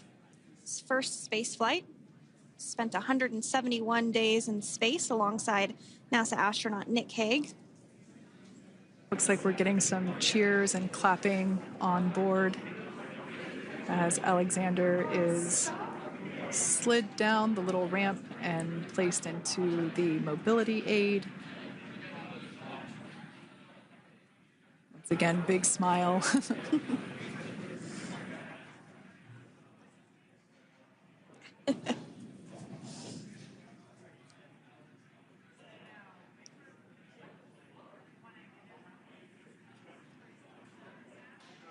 Now, the 2 crew members remaining in Dragon are NASA astronauts Suni Williams and Butch Wilmore. They completed 286 days in space. One of the remaining footrests being removed from the Dragon spacecraft.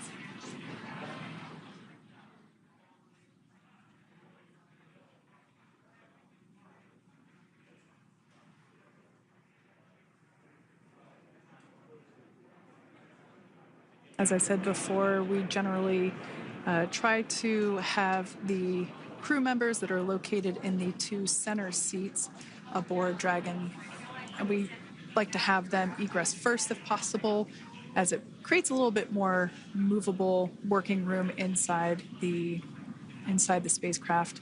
There is a recovery crew member inside that is helping all of our Crew 9 crew egress or exit from the spacecraft.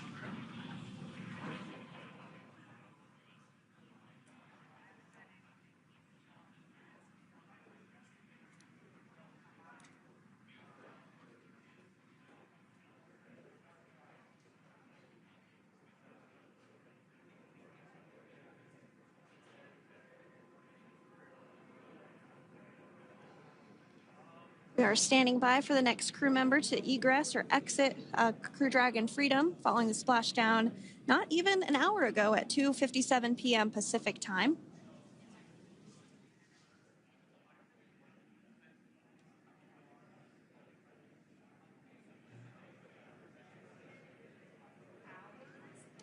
Really have the recovery operations down pretty quick at this point.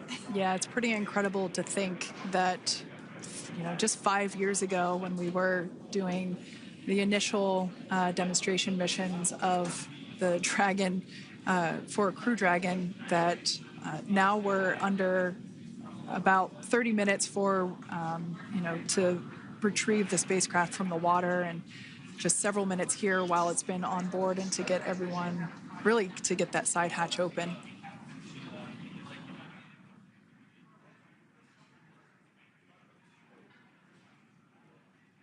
For those of you that have just recently joined, the Dragon had an on-time splashdown. It looks like we're getting our next crew member here.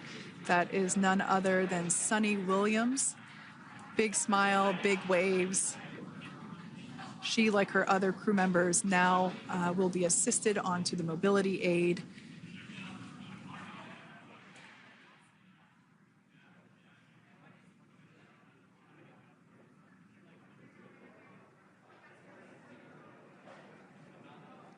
There we have it, some waves, some thumbs up, and some smiles. Definitely seems to be a theme among all recovery operations. Absolutely. And of course, that leaves NASA astronaut Butch Wilmore inside Dragon in seat 4.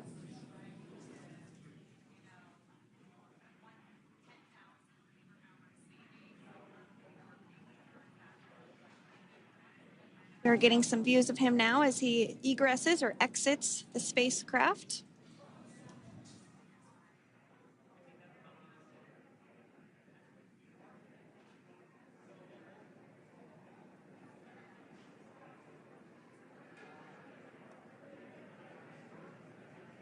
Once again, some elation and cheers there from Butch Wilmore. As we mentioned before, returning to Earth from coming from a microgravity environment can wreak havoc on the body. So it is customary and just standard procedure for all of our long-term space residents to get assistance once they are back on board the recovery vessel.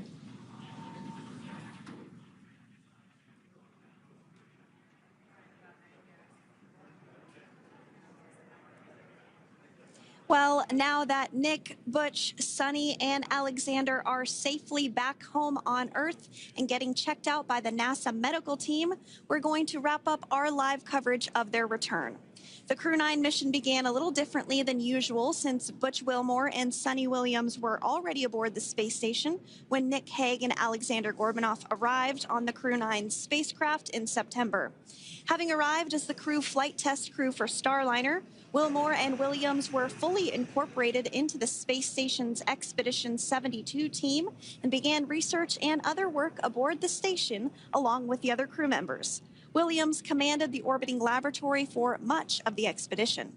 After a successful liftoff and separation from Falcon 9, Nick and Alexander made a short flight on board Dragon to the International Space Station. Veterans of long-duration space station missions, both Williams and Wilmore conducted spacewalks during their 9 months in space. Like all crews on the station, Crew 9 had the ability to leave at any point had there been an emergency. With their full-duration mission coming to an end, the crew began packing up their personal items for their return to Earth about a week ago and worked through tasks and shared lessons learned with Crew 10 teams as they arrived a few days ago. Their journey home began about 17 hours ago when they closed the forward hatch to Dragon and undocked from the space station at 10:05 p.m. Pacific, 1:05 a.m. Eastern. After 4 successful departure burns and a phasing burn to line up their orbit, Nick, Butch, Suni, and Alexander rested for a few hours before waking up to prepare for re-entry this morning. We jettisoned Dragon's trunk and performed our final on-orbit maneuver, the approximately 7.5-minute-long deorbit burn, and that occurred at 2:11 p.m. Pacific, 5:11 p.m. Eastern Time. And that sent Dragon on its path home. The spacecraft re-entered the Earth's atmosphere and slowed its descent with successful deployments of 2 drogue parachutes and 4 main parachutes, with the final splashdown occurring off the coast of Tallahassee, Florida at 2:57 p.m. Pacific, 5:57 p.m. Eastern. Following that successful splashdown, we saw SpaceX recovery experts move in and prepare Dragon Freedom for its lift onto the recovery vessel. And just a little less than an hour following splashdown, we saw Nick, Suni, Butch, and Alexander make their way out of Dragon and into the recovery ship's medical facilities, safe and sound. Next up, they'll catch a helicopter flight back to shore, where they'll transfer to aircraft that will take them home. The astronauts will take a NASA plane for the short flight back to Houston, where they'll be reunited with family and friends to bring an end to this mission. It's been an honor and a privilege to share their journey with all of you as we continue this new era in human spaceflight. Return today marks the end of the direct handover we executed after successfully launching the Crew 10 mission to the space station just last week on Friday, March 14th. Thank you, as always, for joining us for tonight's coverage of the splashdown of Crew 9. Remember to follow SpaceX on X and NASA online and on social media for updates for the very latest on crew and cargo flights to and from the International Space Station. And we'll continue to share the progress of Nick, Suni, Butch, and Alexander on social media as they travel back home. We do also have a post-splashdown media briefing coming up at approximately 4:30 p.m. Pacific, 7:30 p.m. Eastern, where leadership will share a final update as we conclude this successful mission. So, from all of us at NASA and SpaceX, welcome home, Crew 9. So long.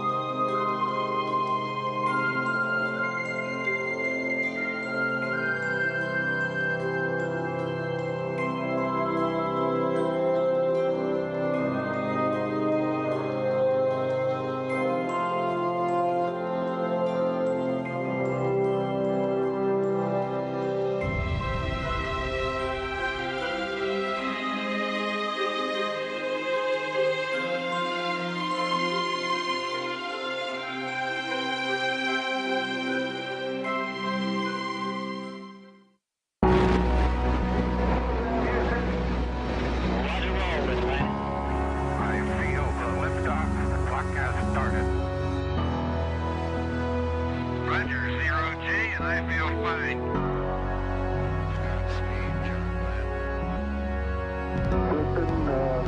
Tranquility Base here. The Eagle has landed. Rocket Tranquility, we copy you on the ground.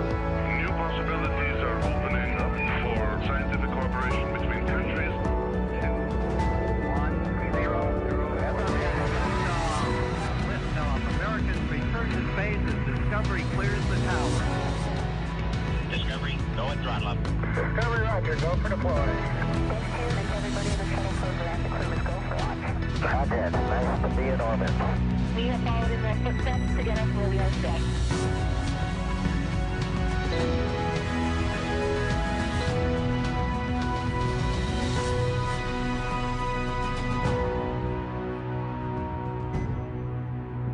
Good evening and welcome to NASA's Johnson Space Center for our Crew 9 post-Splashdown news conference.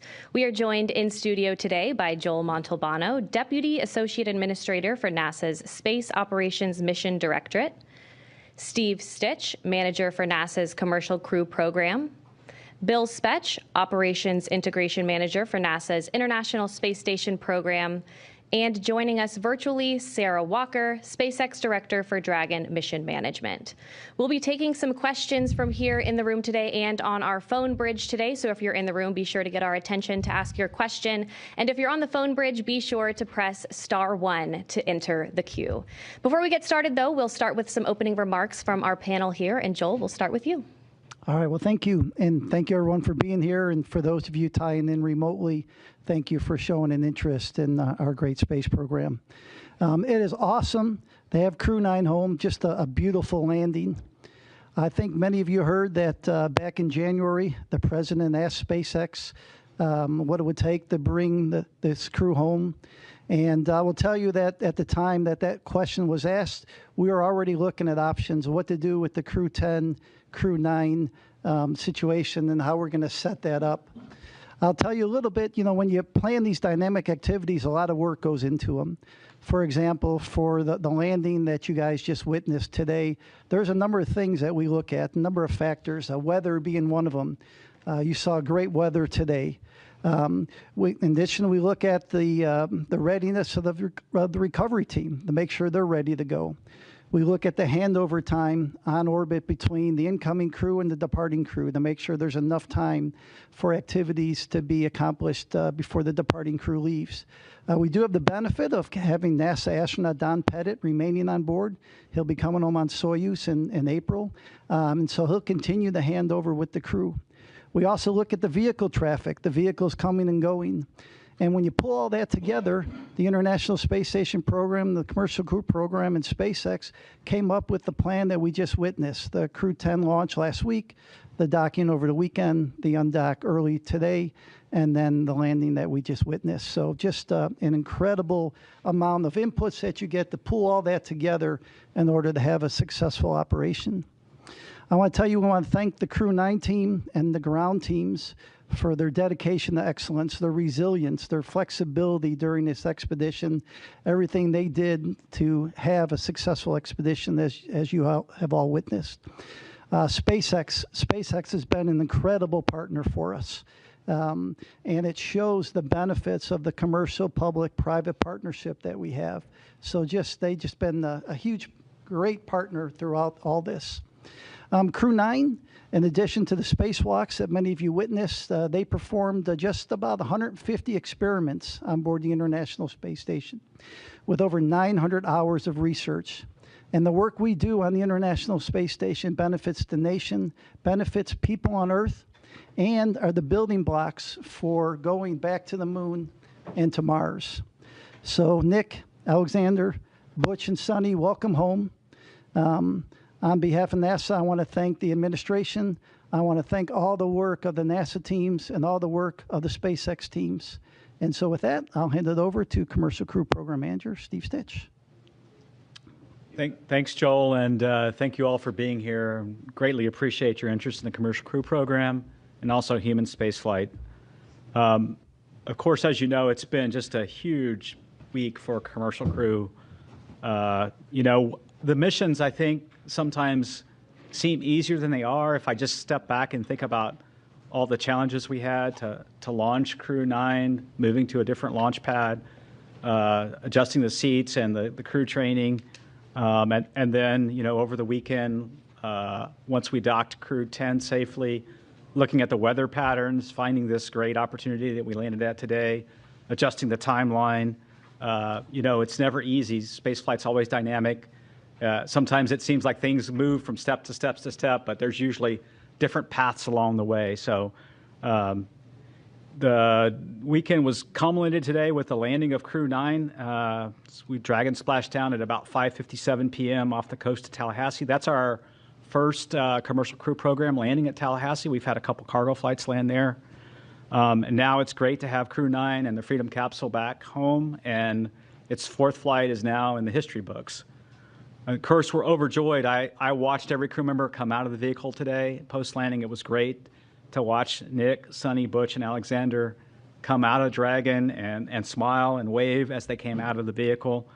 You know, we'll get them, they're on the ship now, we'll get them back to meet the NASA aircraft and then back to meet with their families. If you watched the weather today, it was incredible. Clear skies, real low winds, maybe 3 or 4 knots of wind, and really calm seas. You could see the dolphins swimming around the capsule, which was kind of incredible. SpaceX had a nice drone aircraft flying around and taking footage, and that was just incredible. As I said, the ops team just did a phenomenal job over the weekend, pulling in the landing to get the crew home sooner and take advantage of this great weather opportunity. Really appreciate the versatility of SpaceX, the ISS program, commercial crew program, and the flight ops team in planning out the timeline, looking at the crew's workload, determining whether we could pull this off, doing sleep shifting, all those sorts of things that made this an opportunity happen. I also want to thank our partners at the U.S. Coast Guard. They were there on scene, protecting the scene and making sure that it was safe for mariners in the area. The FAA, the Department of Defense, continuing to support us. You know, it's great to see the teams really in action. Overall, I would say it was a really clean undocking, reentry, and landing.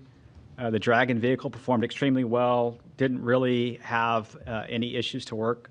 You know, little things, a GPS outage that we reset a filter on and things like that.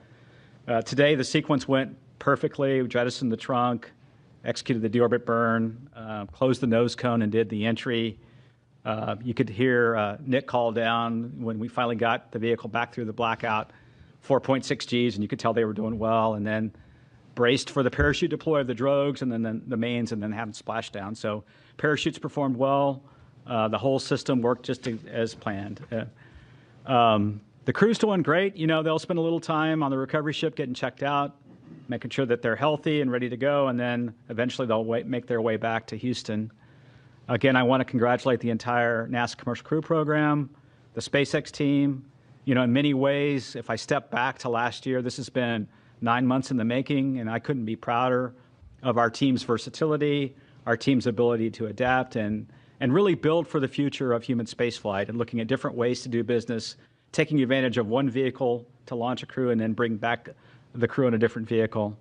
Our partner SpaceX did a tremendous job. Every time we asked them to do something a little different, they stepped up and to the plate and did that, including swapping capsules 6 weeks ago prior to Crew 10, and then also adjusting the Crew 9 mission.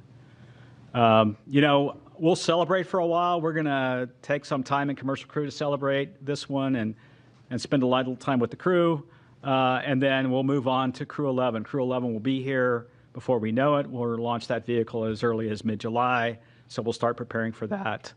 And then, you know, we're working hand in hand with Boeing as well on certification of Starliner, getting that vehicle back to flight. You know, Butch and Suni's return on Dragon to me shows how important it is to have two different crew transportation systems, the importance of Starliner and the redundancy that we're building in human spaceflight for our low Earth orbit economy. We're super grateful for Boeing as well and their investment.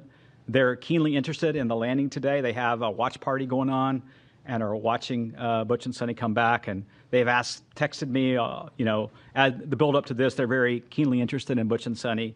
And then we're interested in their resilience. That whole Boeing team, like our whole Commercial Crew Program team, is resilient and moving forward to the next steps on Starliner. It's been a busy start to 2025. It's hard to believe we're in the middle or toward late March. Looking for an exciting summer as well, and I look forward to your questions, and I'll hand it over to Bill. All right, thanks, Steve.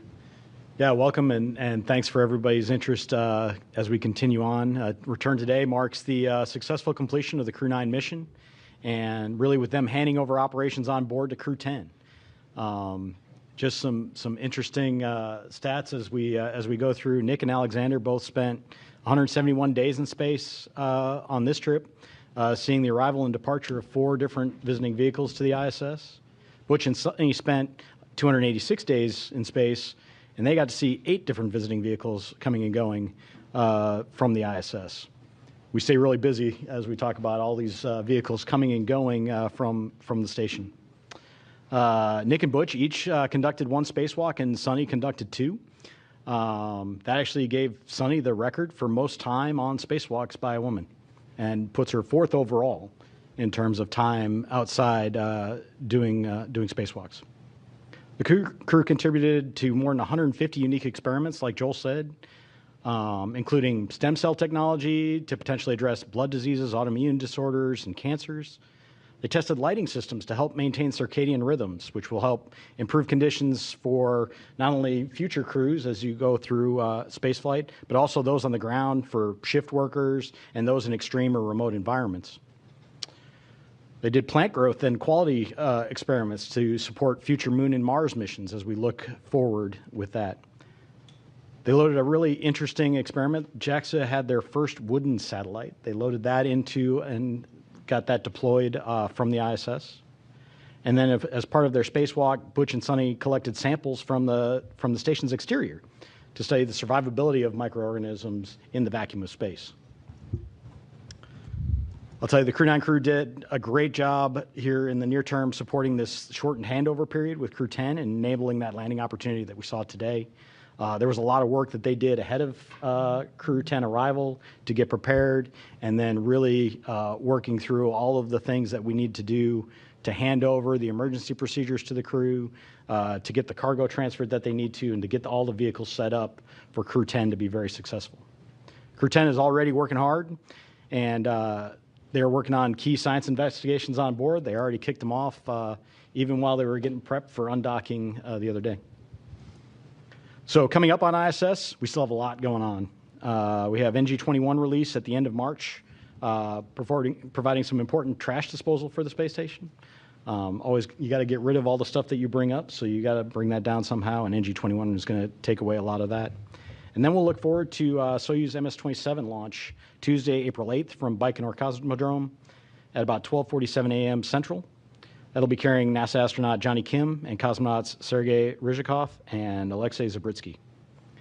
And then before Soyuz MS-26 returns, Alexei Ovchinin will pass on the role of ISS commander to our JAXA astronaut Takuya Nishi. Really a lot of great stuff continuing on station. I really appreciate the entirety of the team, joint with SpaceX, NASA, our operations team, the program teams, the engineering teams, all the work it takes to turn around these missions. It's a ton of stuff, and then we go change it on them at the last minute, and they handle it like the pros that they are. So welcome home to Crew 9, and with that, I'll hand it over to Sarah. All right, thanks, Bill. Well, it's a good day to be here at SpaceX, and it's a good day down in Florida as we welcome Crew 9 home from their stay at the International Space Station. We're happy to have safely returned Nick, Alex, Suni, and Butch back to Earth and to their families after their time at the orbiting laboratory. Human spaceflight is dynamic and exciting, and this crew knows that as well as any other. So back in September, Steve was talking about this a bit, Crew 9 became the first human spaceflight mission to launch from Pad 40 using our new Dragon Tower that we completed construction on last year. And it was our first mission in a while to fly a crew of 2 since Bob and Doug's historic flight in 2020. So then just 3 days ago, we launched Crew 10 to take over and continue the work of Crew 9 on ISS. And I forgot to mention this Friday night, but Crew 10 was our 50th Dragon mission since first launching COTS 1 in December of 2010. That's a huge milestone for the team. COTS, if you don't remember, stands for Commercial Orbital Transportation Services, and COTS-1 was the first demonstration mission under that original partnership with NASA to resupply the space station with cargo flights. It was also the mission that inspired me to join the SpaceX team, which I'm so grateful I was given the opportunity to do a few months later. So the rest is history. We've been bringing cargo and more recently crews to the orbiting lab for well over a decade since. And as we talked about a few days ago after Crew 10 launch, NASA and SpaceX adapted as this mission evolved. And I appreciate all the kind words said already during this press conference. As we adapted together, we kept safety at the forefront. And thanks to the teamwork across the two agencies, a change in the Dragon spacecraft for Crew 10 and then a shortened handover helped accelerate the Crew 10 launch and the Crew 9 return. Then over the weekend, we decided as a joint team to undock a day earlier than originally planned to take advantage of some great weather we were seeing off the coast of Tallahassee for Splashdown. So I know this required quite a bit of creativity from the NASA team and the onboard crew to compress the handover even further than they already had. And I'm thankful for everyone's hard work and flexibility to safely bring Dragon and the crew home today.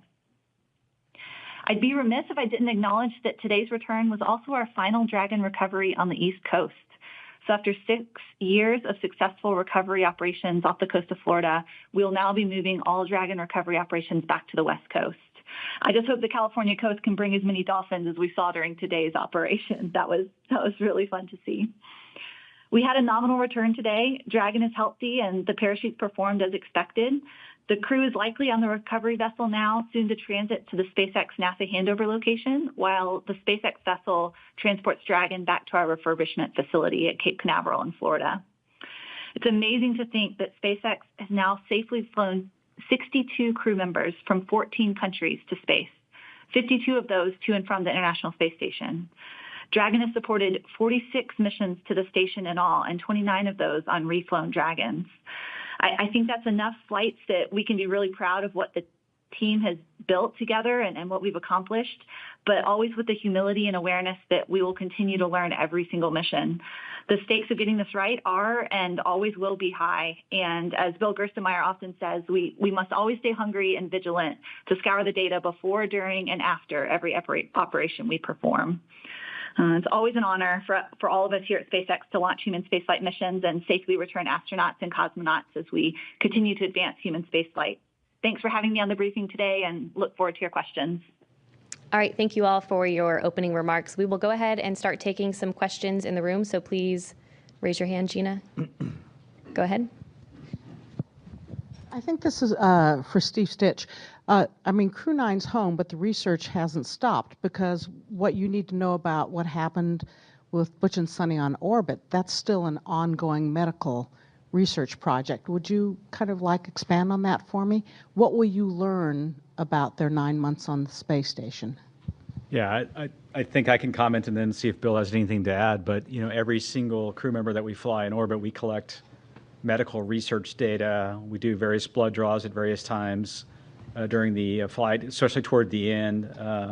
Do bone density measurements in space. We look at their vision and how their vision might change over time, their intracranial pressure. We do all kinds of things. So you're right. Every single astronaut, when they come back, including Nick and Alexander, is participating in all kinds of experiments, and we're learning from all those. And I'll see if Bill has anything to add.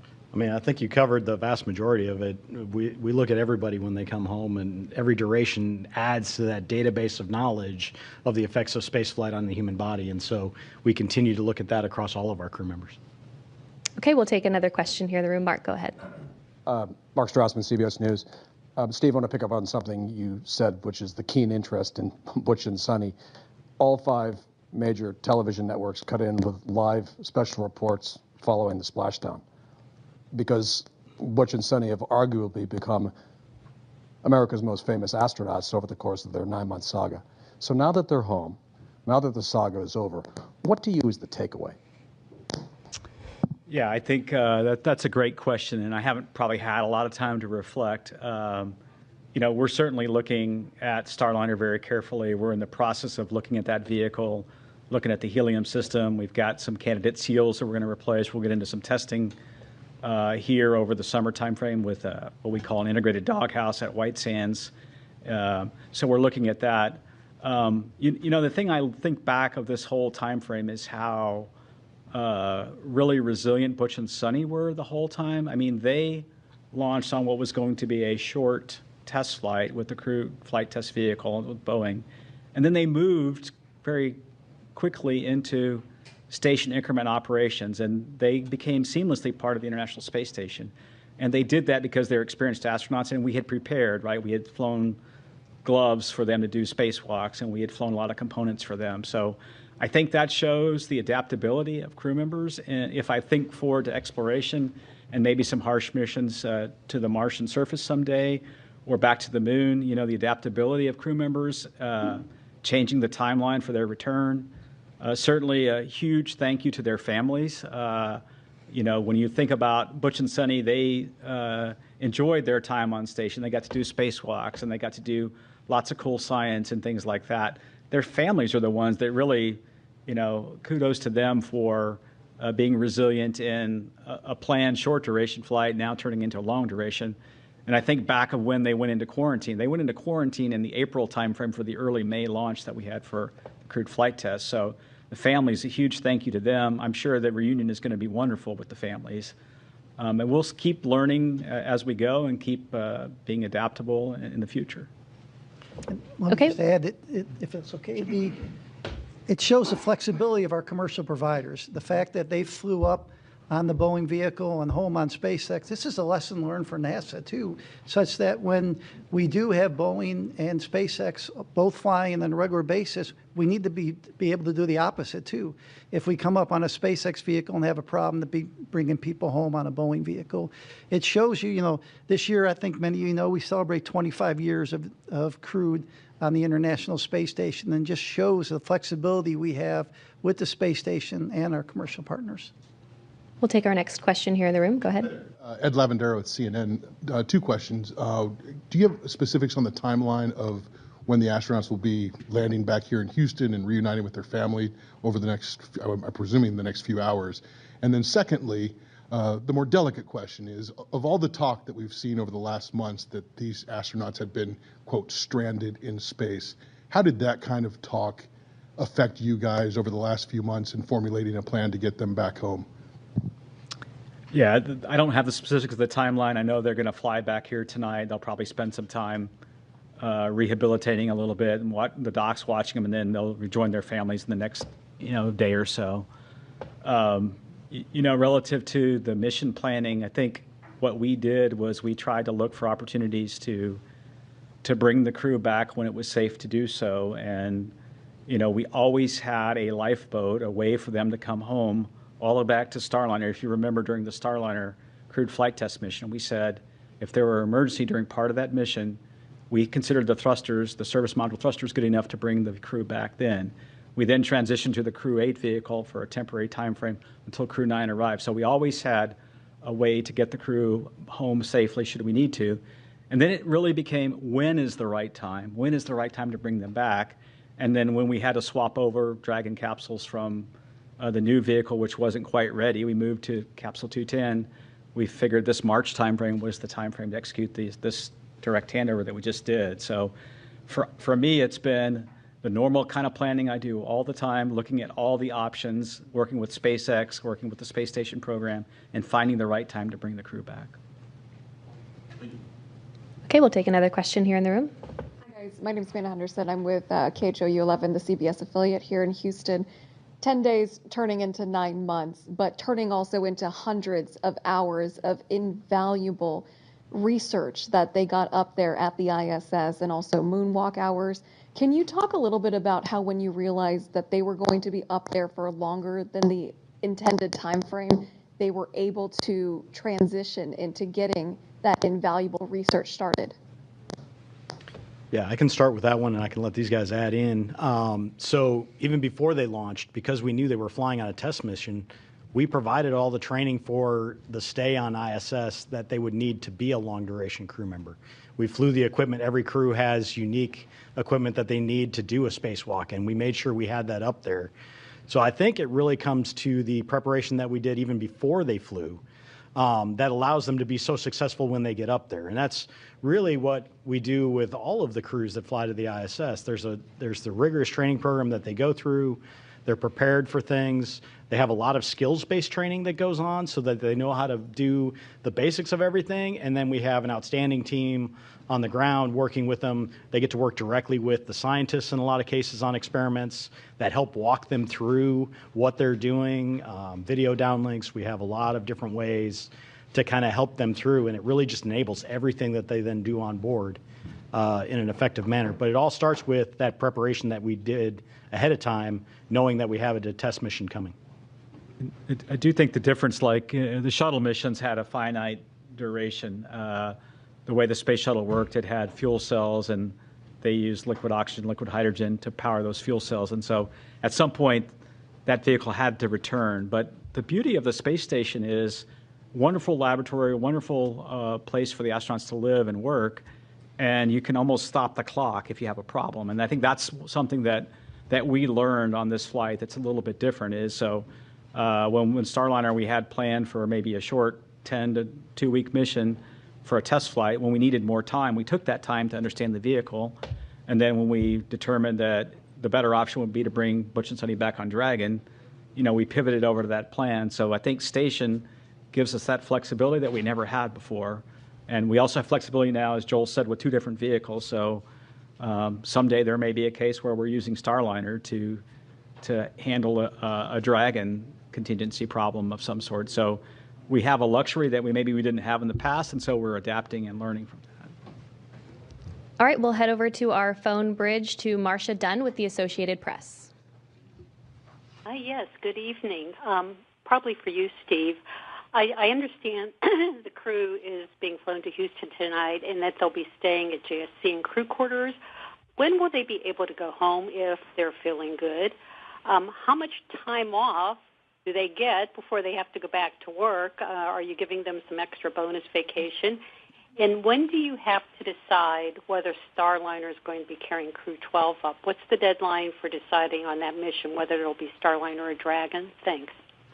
Yeah, there's a lot of questions there. I hope I get all of them. Let's see. The first question was, when do they go back to their families? It's usually within a day or two, once they're cleared medically, that we make sure, as they readapt to gravity here on Earth, it's usually a day or two. They'll go back to their families.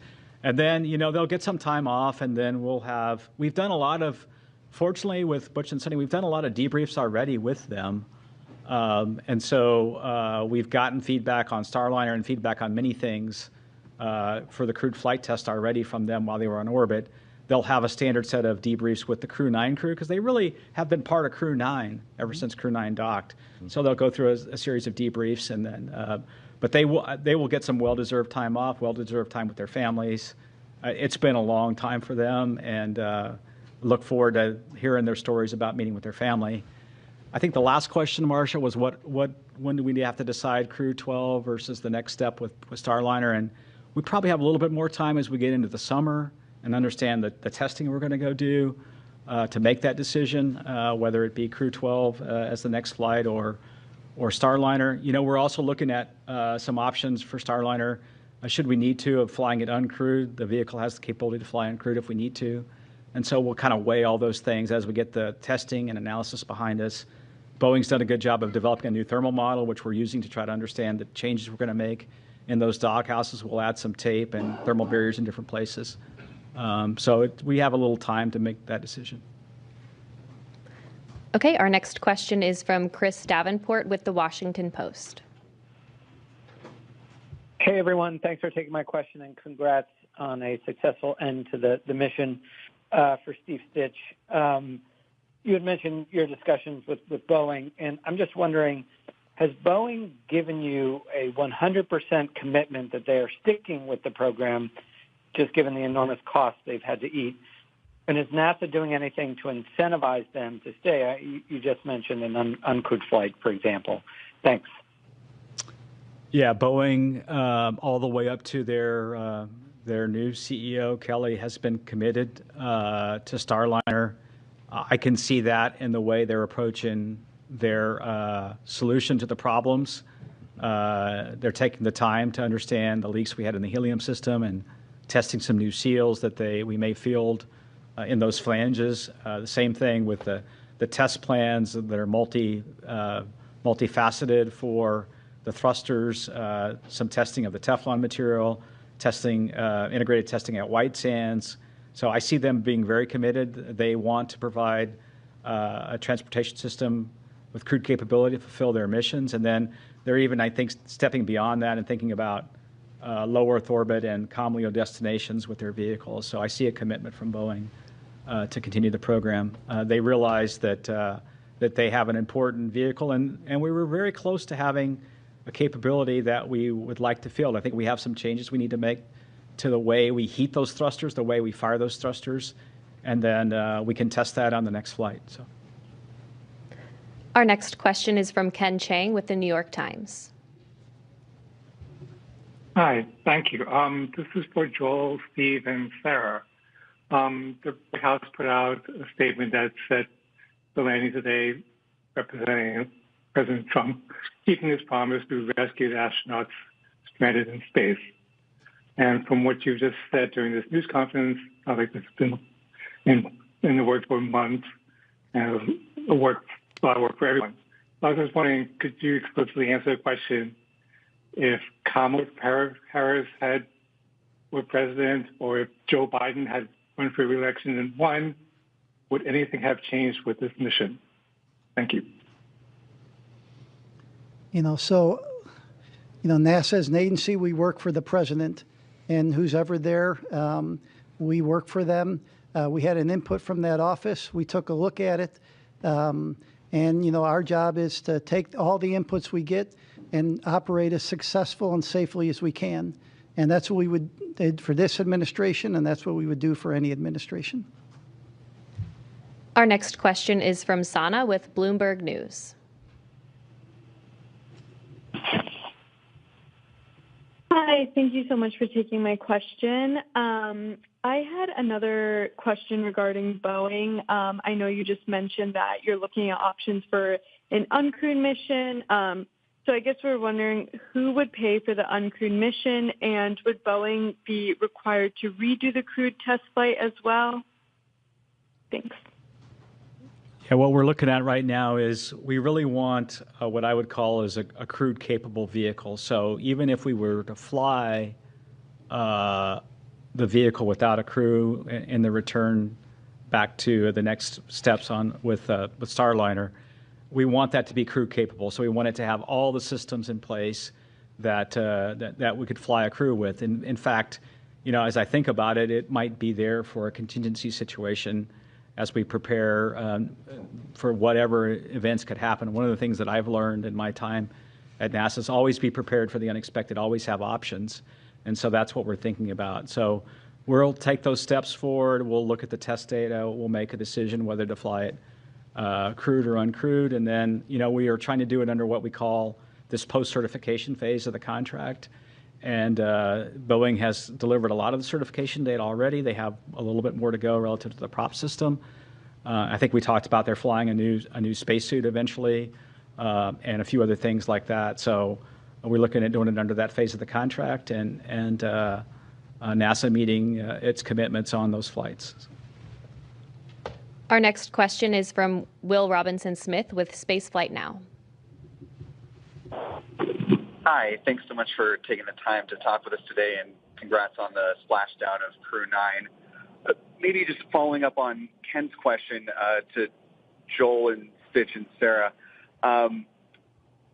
Obviously, as you've discussed tonight and over the last several months, the plan has been established for some time on how to bring Butch and Suni back to Earth. But, barring them returning on the seats that were added on the Crew 8 Dragon spacecraft, had the decision been made to try to bring them back any earlier, was there a Dragon spacecraft that would have been available to operate that mission prior to the Dragon that we just saw support the launch of Crew 10? Thanks. Yeah, the earliest Dragon that we had to go fly the mission really was this capsule 210.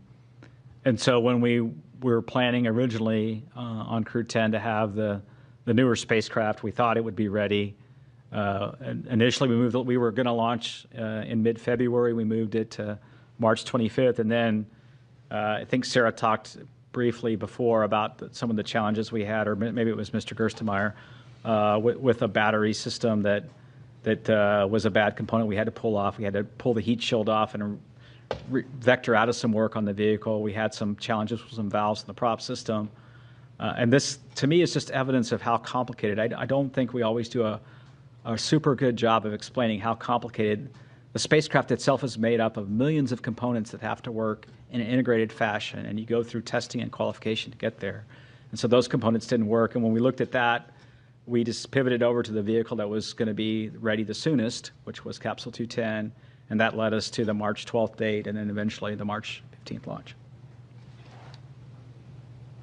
Our next. Yeah, and maybe I would just add that with 5 Crew Dragon spacecraft in the fleet, certainly many paths are possible, right? With the allocations as we had them with our current slate of missions in the next 12 to 18 months, exactly as Steve said, it was the new spacecraft that was anticipated to be ready first, with the one we ended up flying shortly on the heels, and then when we ran into a processing issue on that new vehicle, the other one could be ready sooner. And so those were the 2 that were coming available. But certainly we can pivot and adapt. Flexibility is the name of the game, right? And so if we change what lanes or what stage of the flow any given spacecraft is in, we can open up other options available. But we had these vehicles allotted to or allocated to specific missions, and these were the 2 spacecraft that met the need that we had here in the spring to fly these missions in the timeframes that they were requested. All right, our next question is from Joey Roulette. Hey, thanks. Just 2 questions. One quick one for Steve. I just want to be clear. So it sounds like the testing results that you guys are going to have with Starliner this summer and maybe later on is going to determine whether its next mission is uncrewed or crewed. And whatever that next crewed mission is that going to be like a routine certification crewed mission, or might there be another CFT? And then the second question is for Bill Specht. I was just wondering if there's any studies that Butch and Suni are involved in that investigates the like behavioral or psychological kind of response to not just long duration spaceflight, but unexpected changes to a mission in the middle of it. Thanks. Yeah, when we look back at the crewed flight test, we got a lot of good data out of that flight relative to having a crew on board. So really the thing that we need to solidify and go test is the prop system and the service module. We need to make sure we can eliminate the helium leaks, eliminate the service module thruster issues that we had on docking, and then the rest of the vehicle performed really well. So when we look forward, what we'd like to do is that one flight and then get into a crew rotation flight. So the next flight up would really test all the changes we're making to the vehicle, and then the next flight beyond that, we really need to get Boeing into a crewed rotation. So that's kind of the strategy. Yeah, and then to your second question, all of our crew members go through evaluations. They fill out surveys. They do medical evals. So all of these things happen on every crew member. So we do get some unique data from Butch and Suni based on their stay, but it's something that we do with every crew member that flies. There's always changes that happen on board. There's always adjustments that we have to make that all of the crew members adapt to. As you've watched with our flight schedule over the years, it's very rare that we actually get a flight to fly exactly where we planned it 2 years out when they were thinking it was going to be. So it's okay that we have these changes and they adapt really well. But everybody gets kind of looked at in terms of those effects and understanding just the effects of spaceflight on them. So. Okay, our next question is from Maria with KBIR Knoxville. Hi, yes, thank you so much for your time. If someone can walk me through the physical and mental adjustments that the astronauts are going to be experiencing. I can try and see if Bill and Joel have anything to add. When they get back, the body is an amazingly adaptable. The one thing that the body will struggle a bit with is the inner ear and the vestibular response in microgravity when you transition from 1G here that we're sitting in this room to then in space. The inner ear can get a little disturbed because gravity's not pulling the fluid down and the little hairs inside the inner ear. And so the crew can take a little while to get to adapt to microgravity. That same thing happens in reverse when you land back on Earth. The human body was adaptable and was used to being in microgravity. Now the vestibular response is such that you feel disoriented, you may feel a little dizzy, you may have trouble getting up. And then, of course, physically, their body, when they were operating in space and doing operations inside the various modules, their muscles weren't working as hard, their heart wasn't working as hard, and so there's a muscular and cardiovascular kind of reconditioning that has to happen. And so that's what's happening now. And then, there's a little bit of response coming back to 1G. In space, I could let this pin, release this pin, and it's going to stay right where it is. And in 1G, if I release the pin, it falls. And so there's a little bit of that the crew has to get back and learn the skills back here on Earth again. So. Okay, our next question is from Jackie with the Times of London. Hello, and thank you. I'm sorry if this is a really frustrating question because I know there's so much good work done on this mission, but there has been a fictitious narrative woven around it by prominent people who are hard to ignore.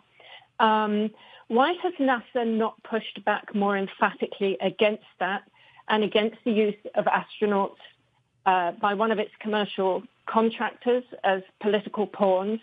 And what's to be lost by simply correcting that narrative for the sake of the public who have paid for the mission? Thank you. I would say, our job at NASA is to successfully and safely fly these missions. We fly it with the laws of physics, and we fly it with our commercial partners.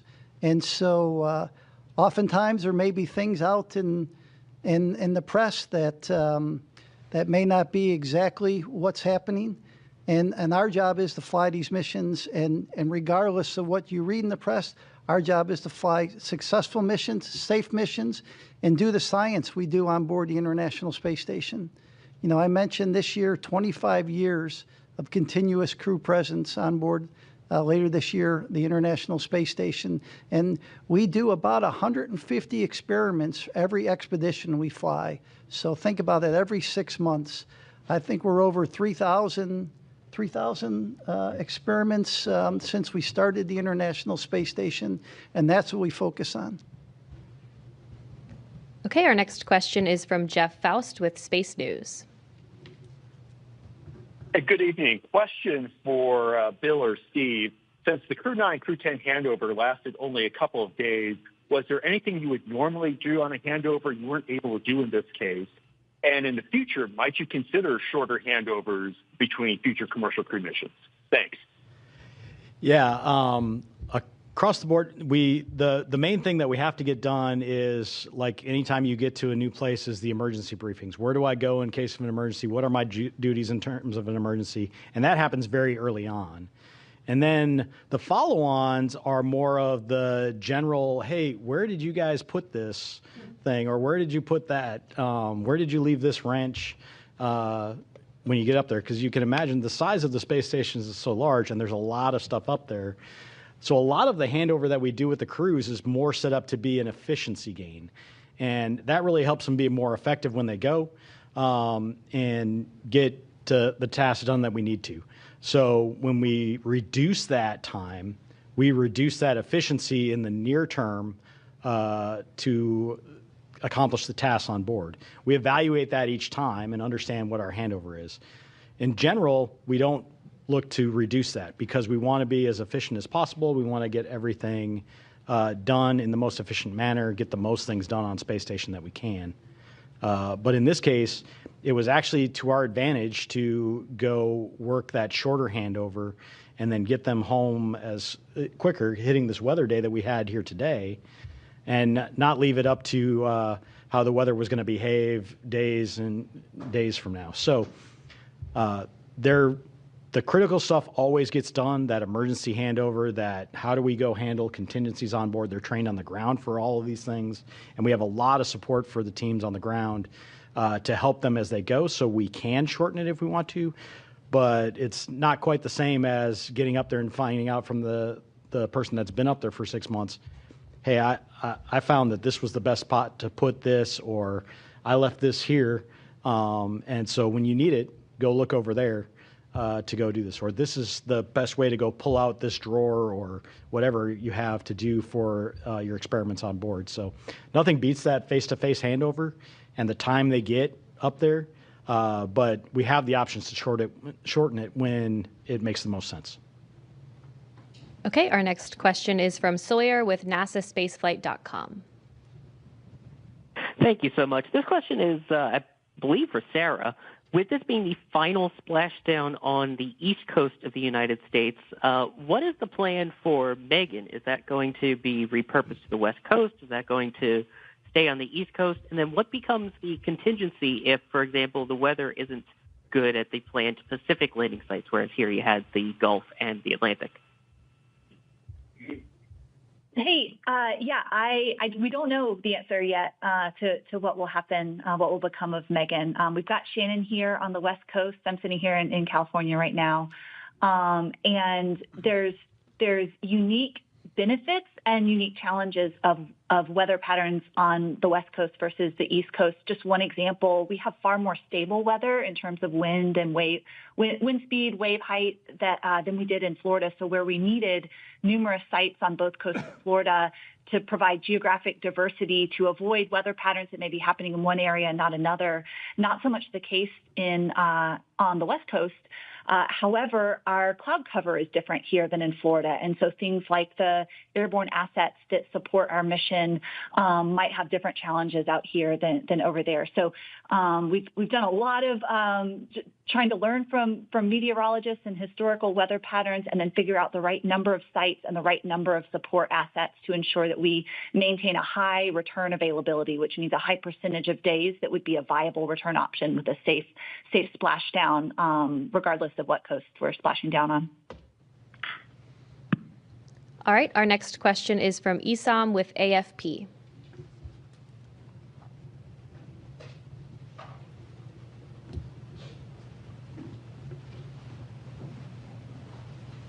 If you're talking, we can't hear you. Oh, sorry about that. I was on mute. A couple of quick questions. Steve, you mentioned that they'd be released to their families in a day or two, but they're still going to be going through with rehabilitation for quite a while, right? If you could discuss that. And the second question is just a bit broader to follow on from some of my colleagues. As Steve confirmed that, Crew 10 was the designated mission that this could happen, could you help us sort of square that circle that, with praising the administration for accelerating the timeline?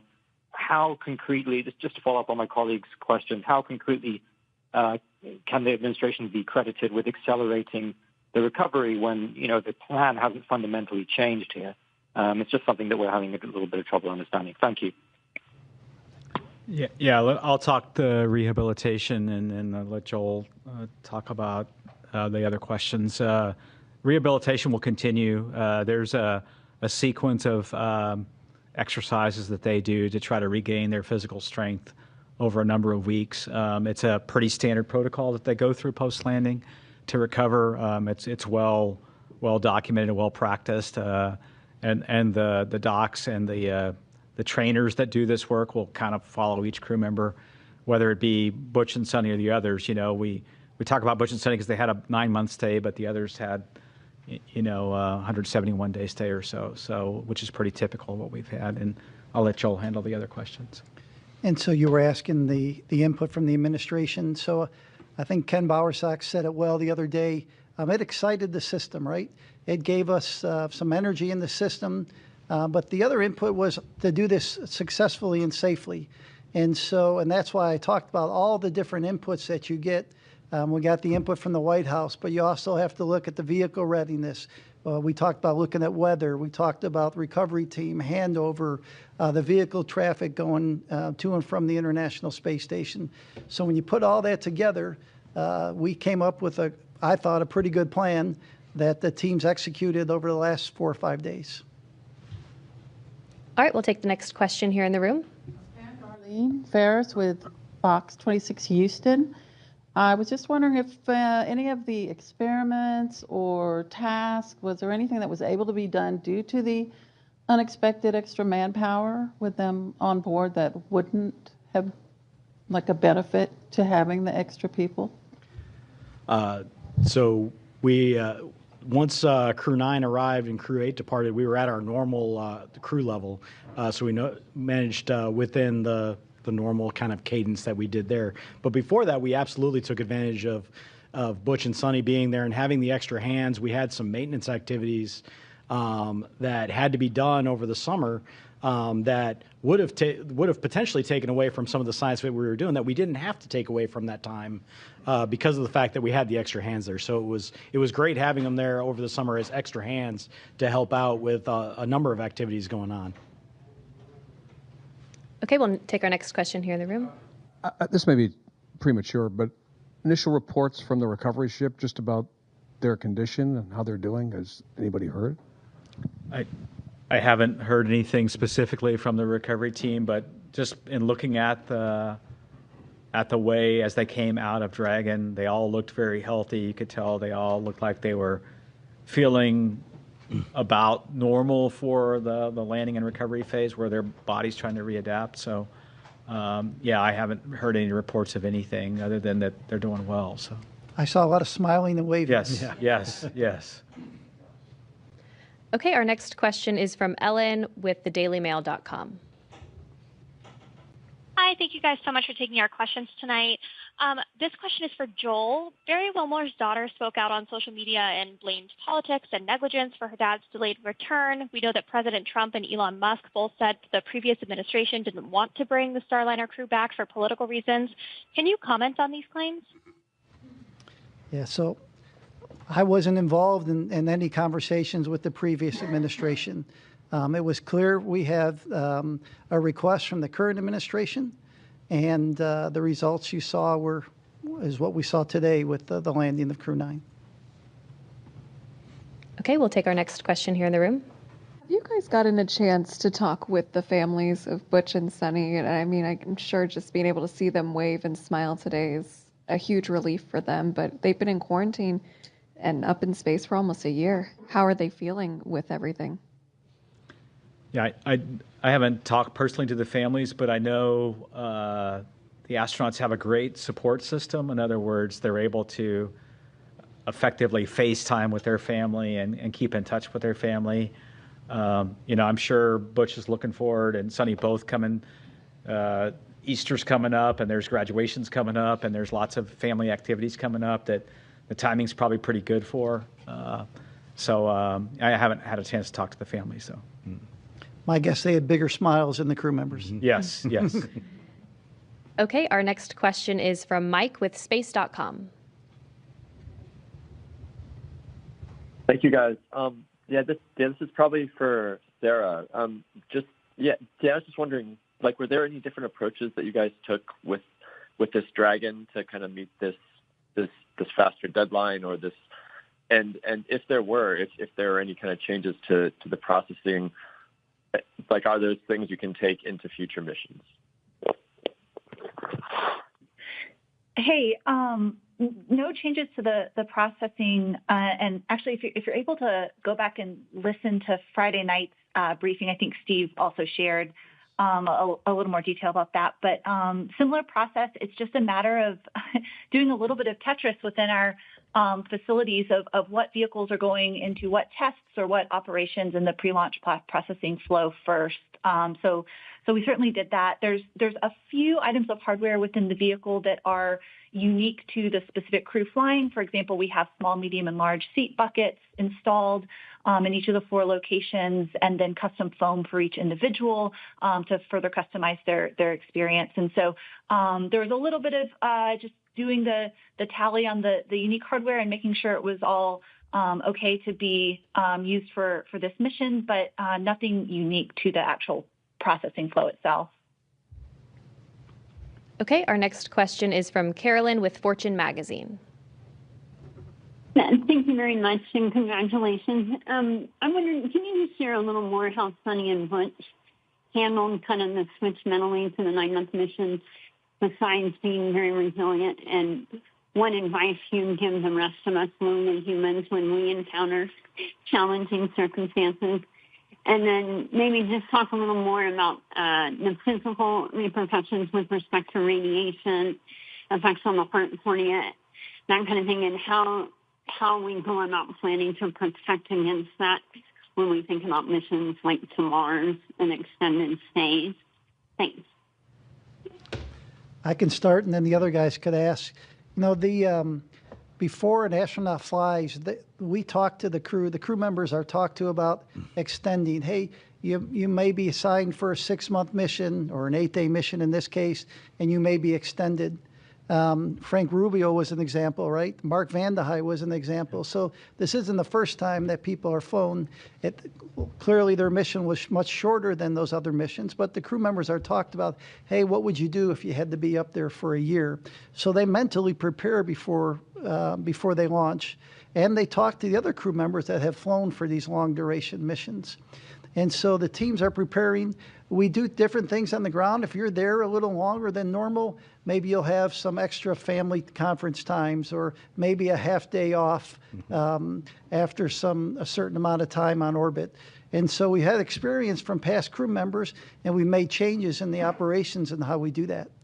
And so let's see, Bill, if you want to add anything to that. Yeah, I think the other question was, really on kind of the effects of space on people in general, and when you change the duration on them. We look at every crew member when they're going up and making sure that we feel confident, even if their mission had to be extended, that they're up for it and that they've got, I think, the time allowable, I think, for them to stay in space and to go through that. We monitor everything on board.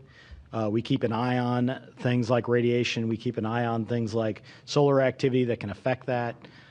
We keep an eye on the rest of the environmental factors on board, whether it be the carbon dioxide levels, the CO2 levels, the contaminants that we have on board. We have scrubbers and filters and things that take that out. So we do all the things that we would normally do to manage that for crew and minimize their exposure to anything that could be considered harmful. And then we limit the times to the best of our ability that we can up there. Our next question is from Marcia Smith with spacepolicyonline.com. Thanks so much. Steve, you mentioned that Crew 11 might launch as early as July, which seems like a pretty short interval for Crew 10 to be up there. Could you talk about what's driving you to launch as early as July? And will either of the astronauts who are bumped from Crew 9 be on Crew 11, Stephanie Wilson or Zena Cardman? And which capsule will they be flying? Let's see the timing for that mission right now. Originally we were going to fly that mission. We had been, if you look at historically, our rotations have been in February and August. There is a particular SpaceX cargo flight, CRS-33, that has the ability to do some reboost for the space station, and that needs to fly in that late August, early September timeframe. And so we moved our handover up. That boost trunk is what we call it, will be there for a large part of the fall timeframe. So to get all the propellant used on that mission. So that's why we looked at moving it up. Right now we think we'll fly probably the capsule 206, which is our fleet leader. It'll be on its 6th flight. We'll continue to work that with SpaceX. You have to remember with space station, one of the critical consumables is docking ports. We have 2 of those docking ports.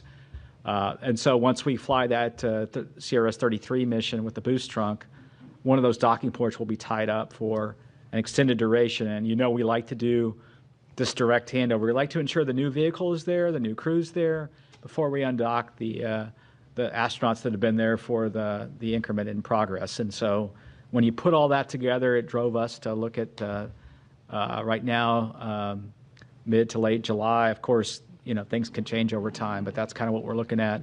We'll kind of pivot over to that once we complete the debriefs for Crew 10. So, Our next question is from Will Robinson-Smith with Spaceflight Now. Hi. Taking a question from us. Question to Steve Fitch. Going back to the comment you made earlier in this briefing. Correct me if I'm wrong, but I think you said that there was another look that needed to be taken at the flight suit for those flying Boeing flyers. Can you add a little more detail into that may need to be changed and the reason for that? Thanks. Did you get that? I couldn't. I'm sorry, you're coming in a little bit, it's breaking up a little bit. Can you please try to repeat your question?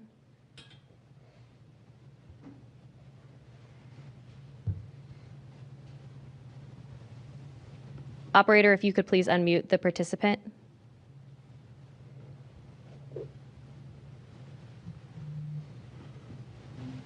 Will, if you're talking, we can't hear you.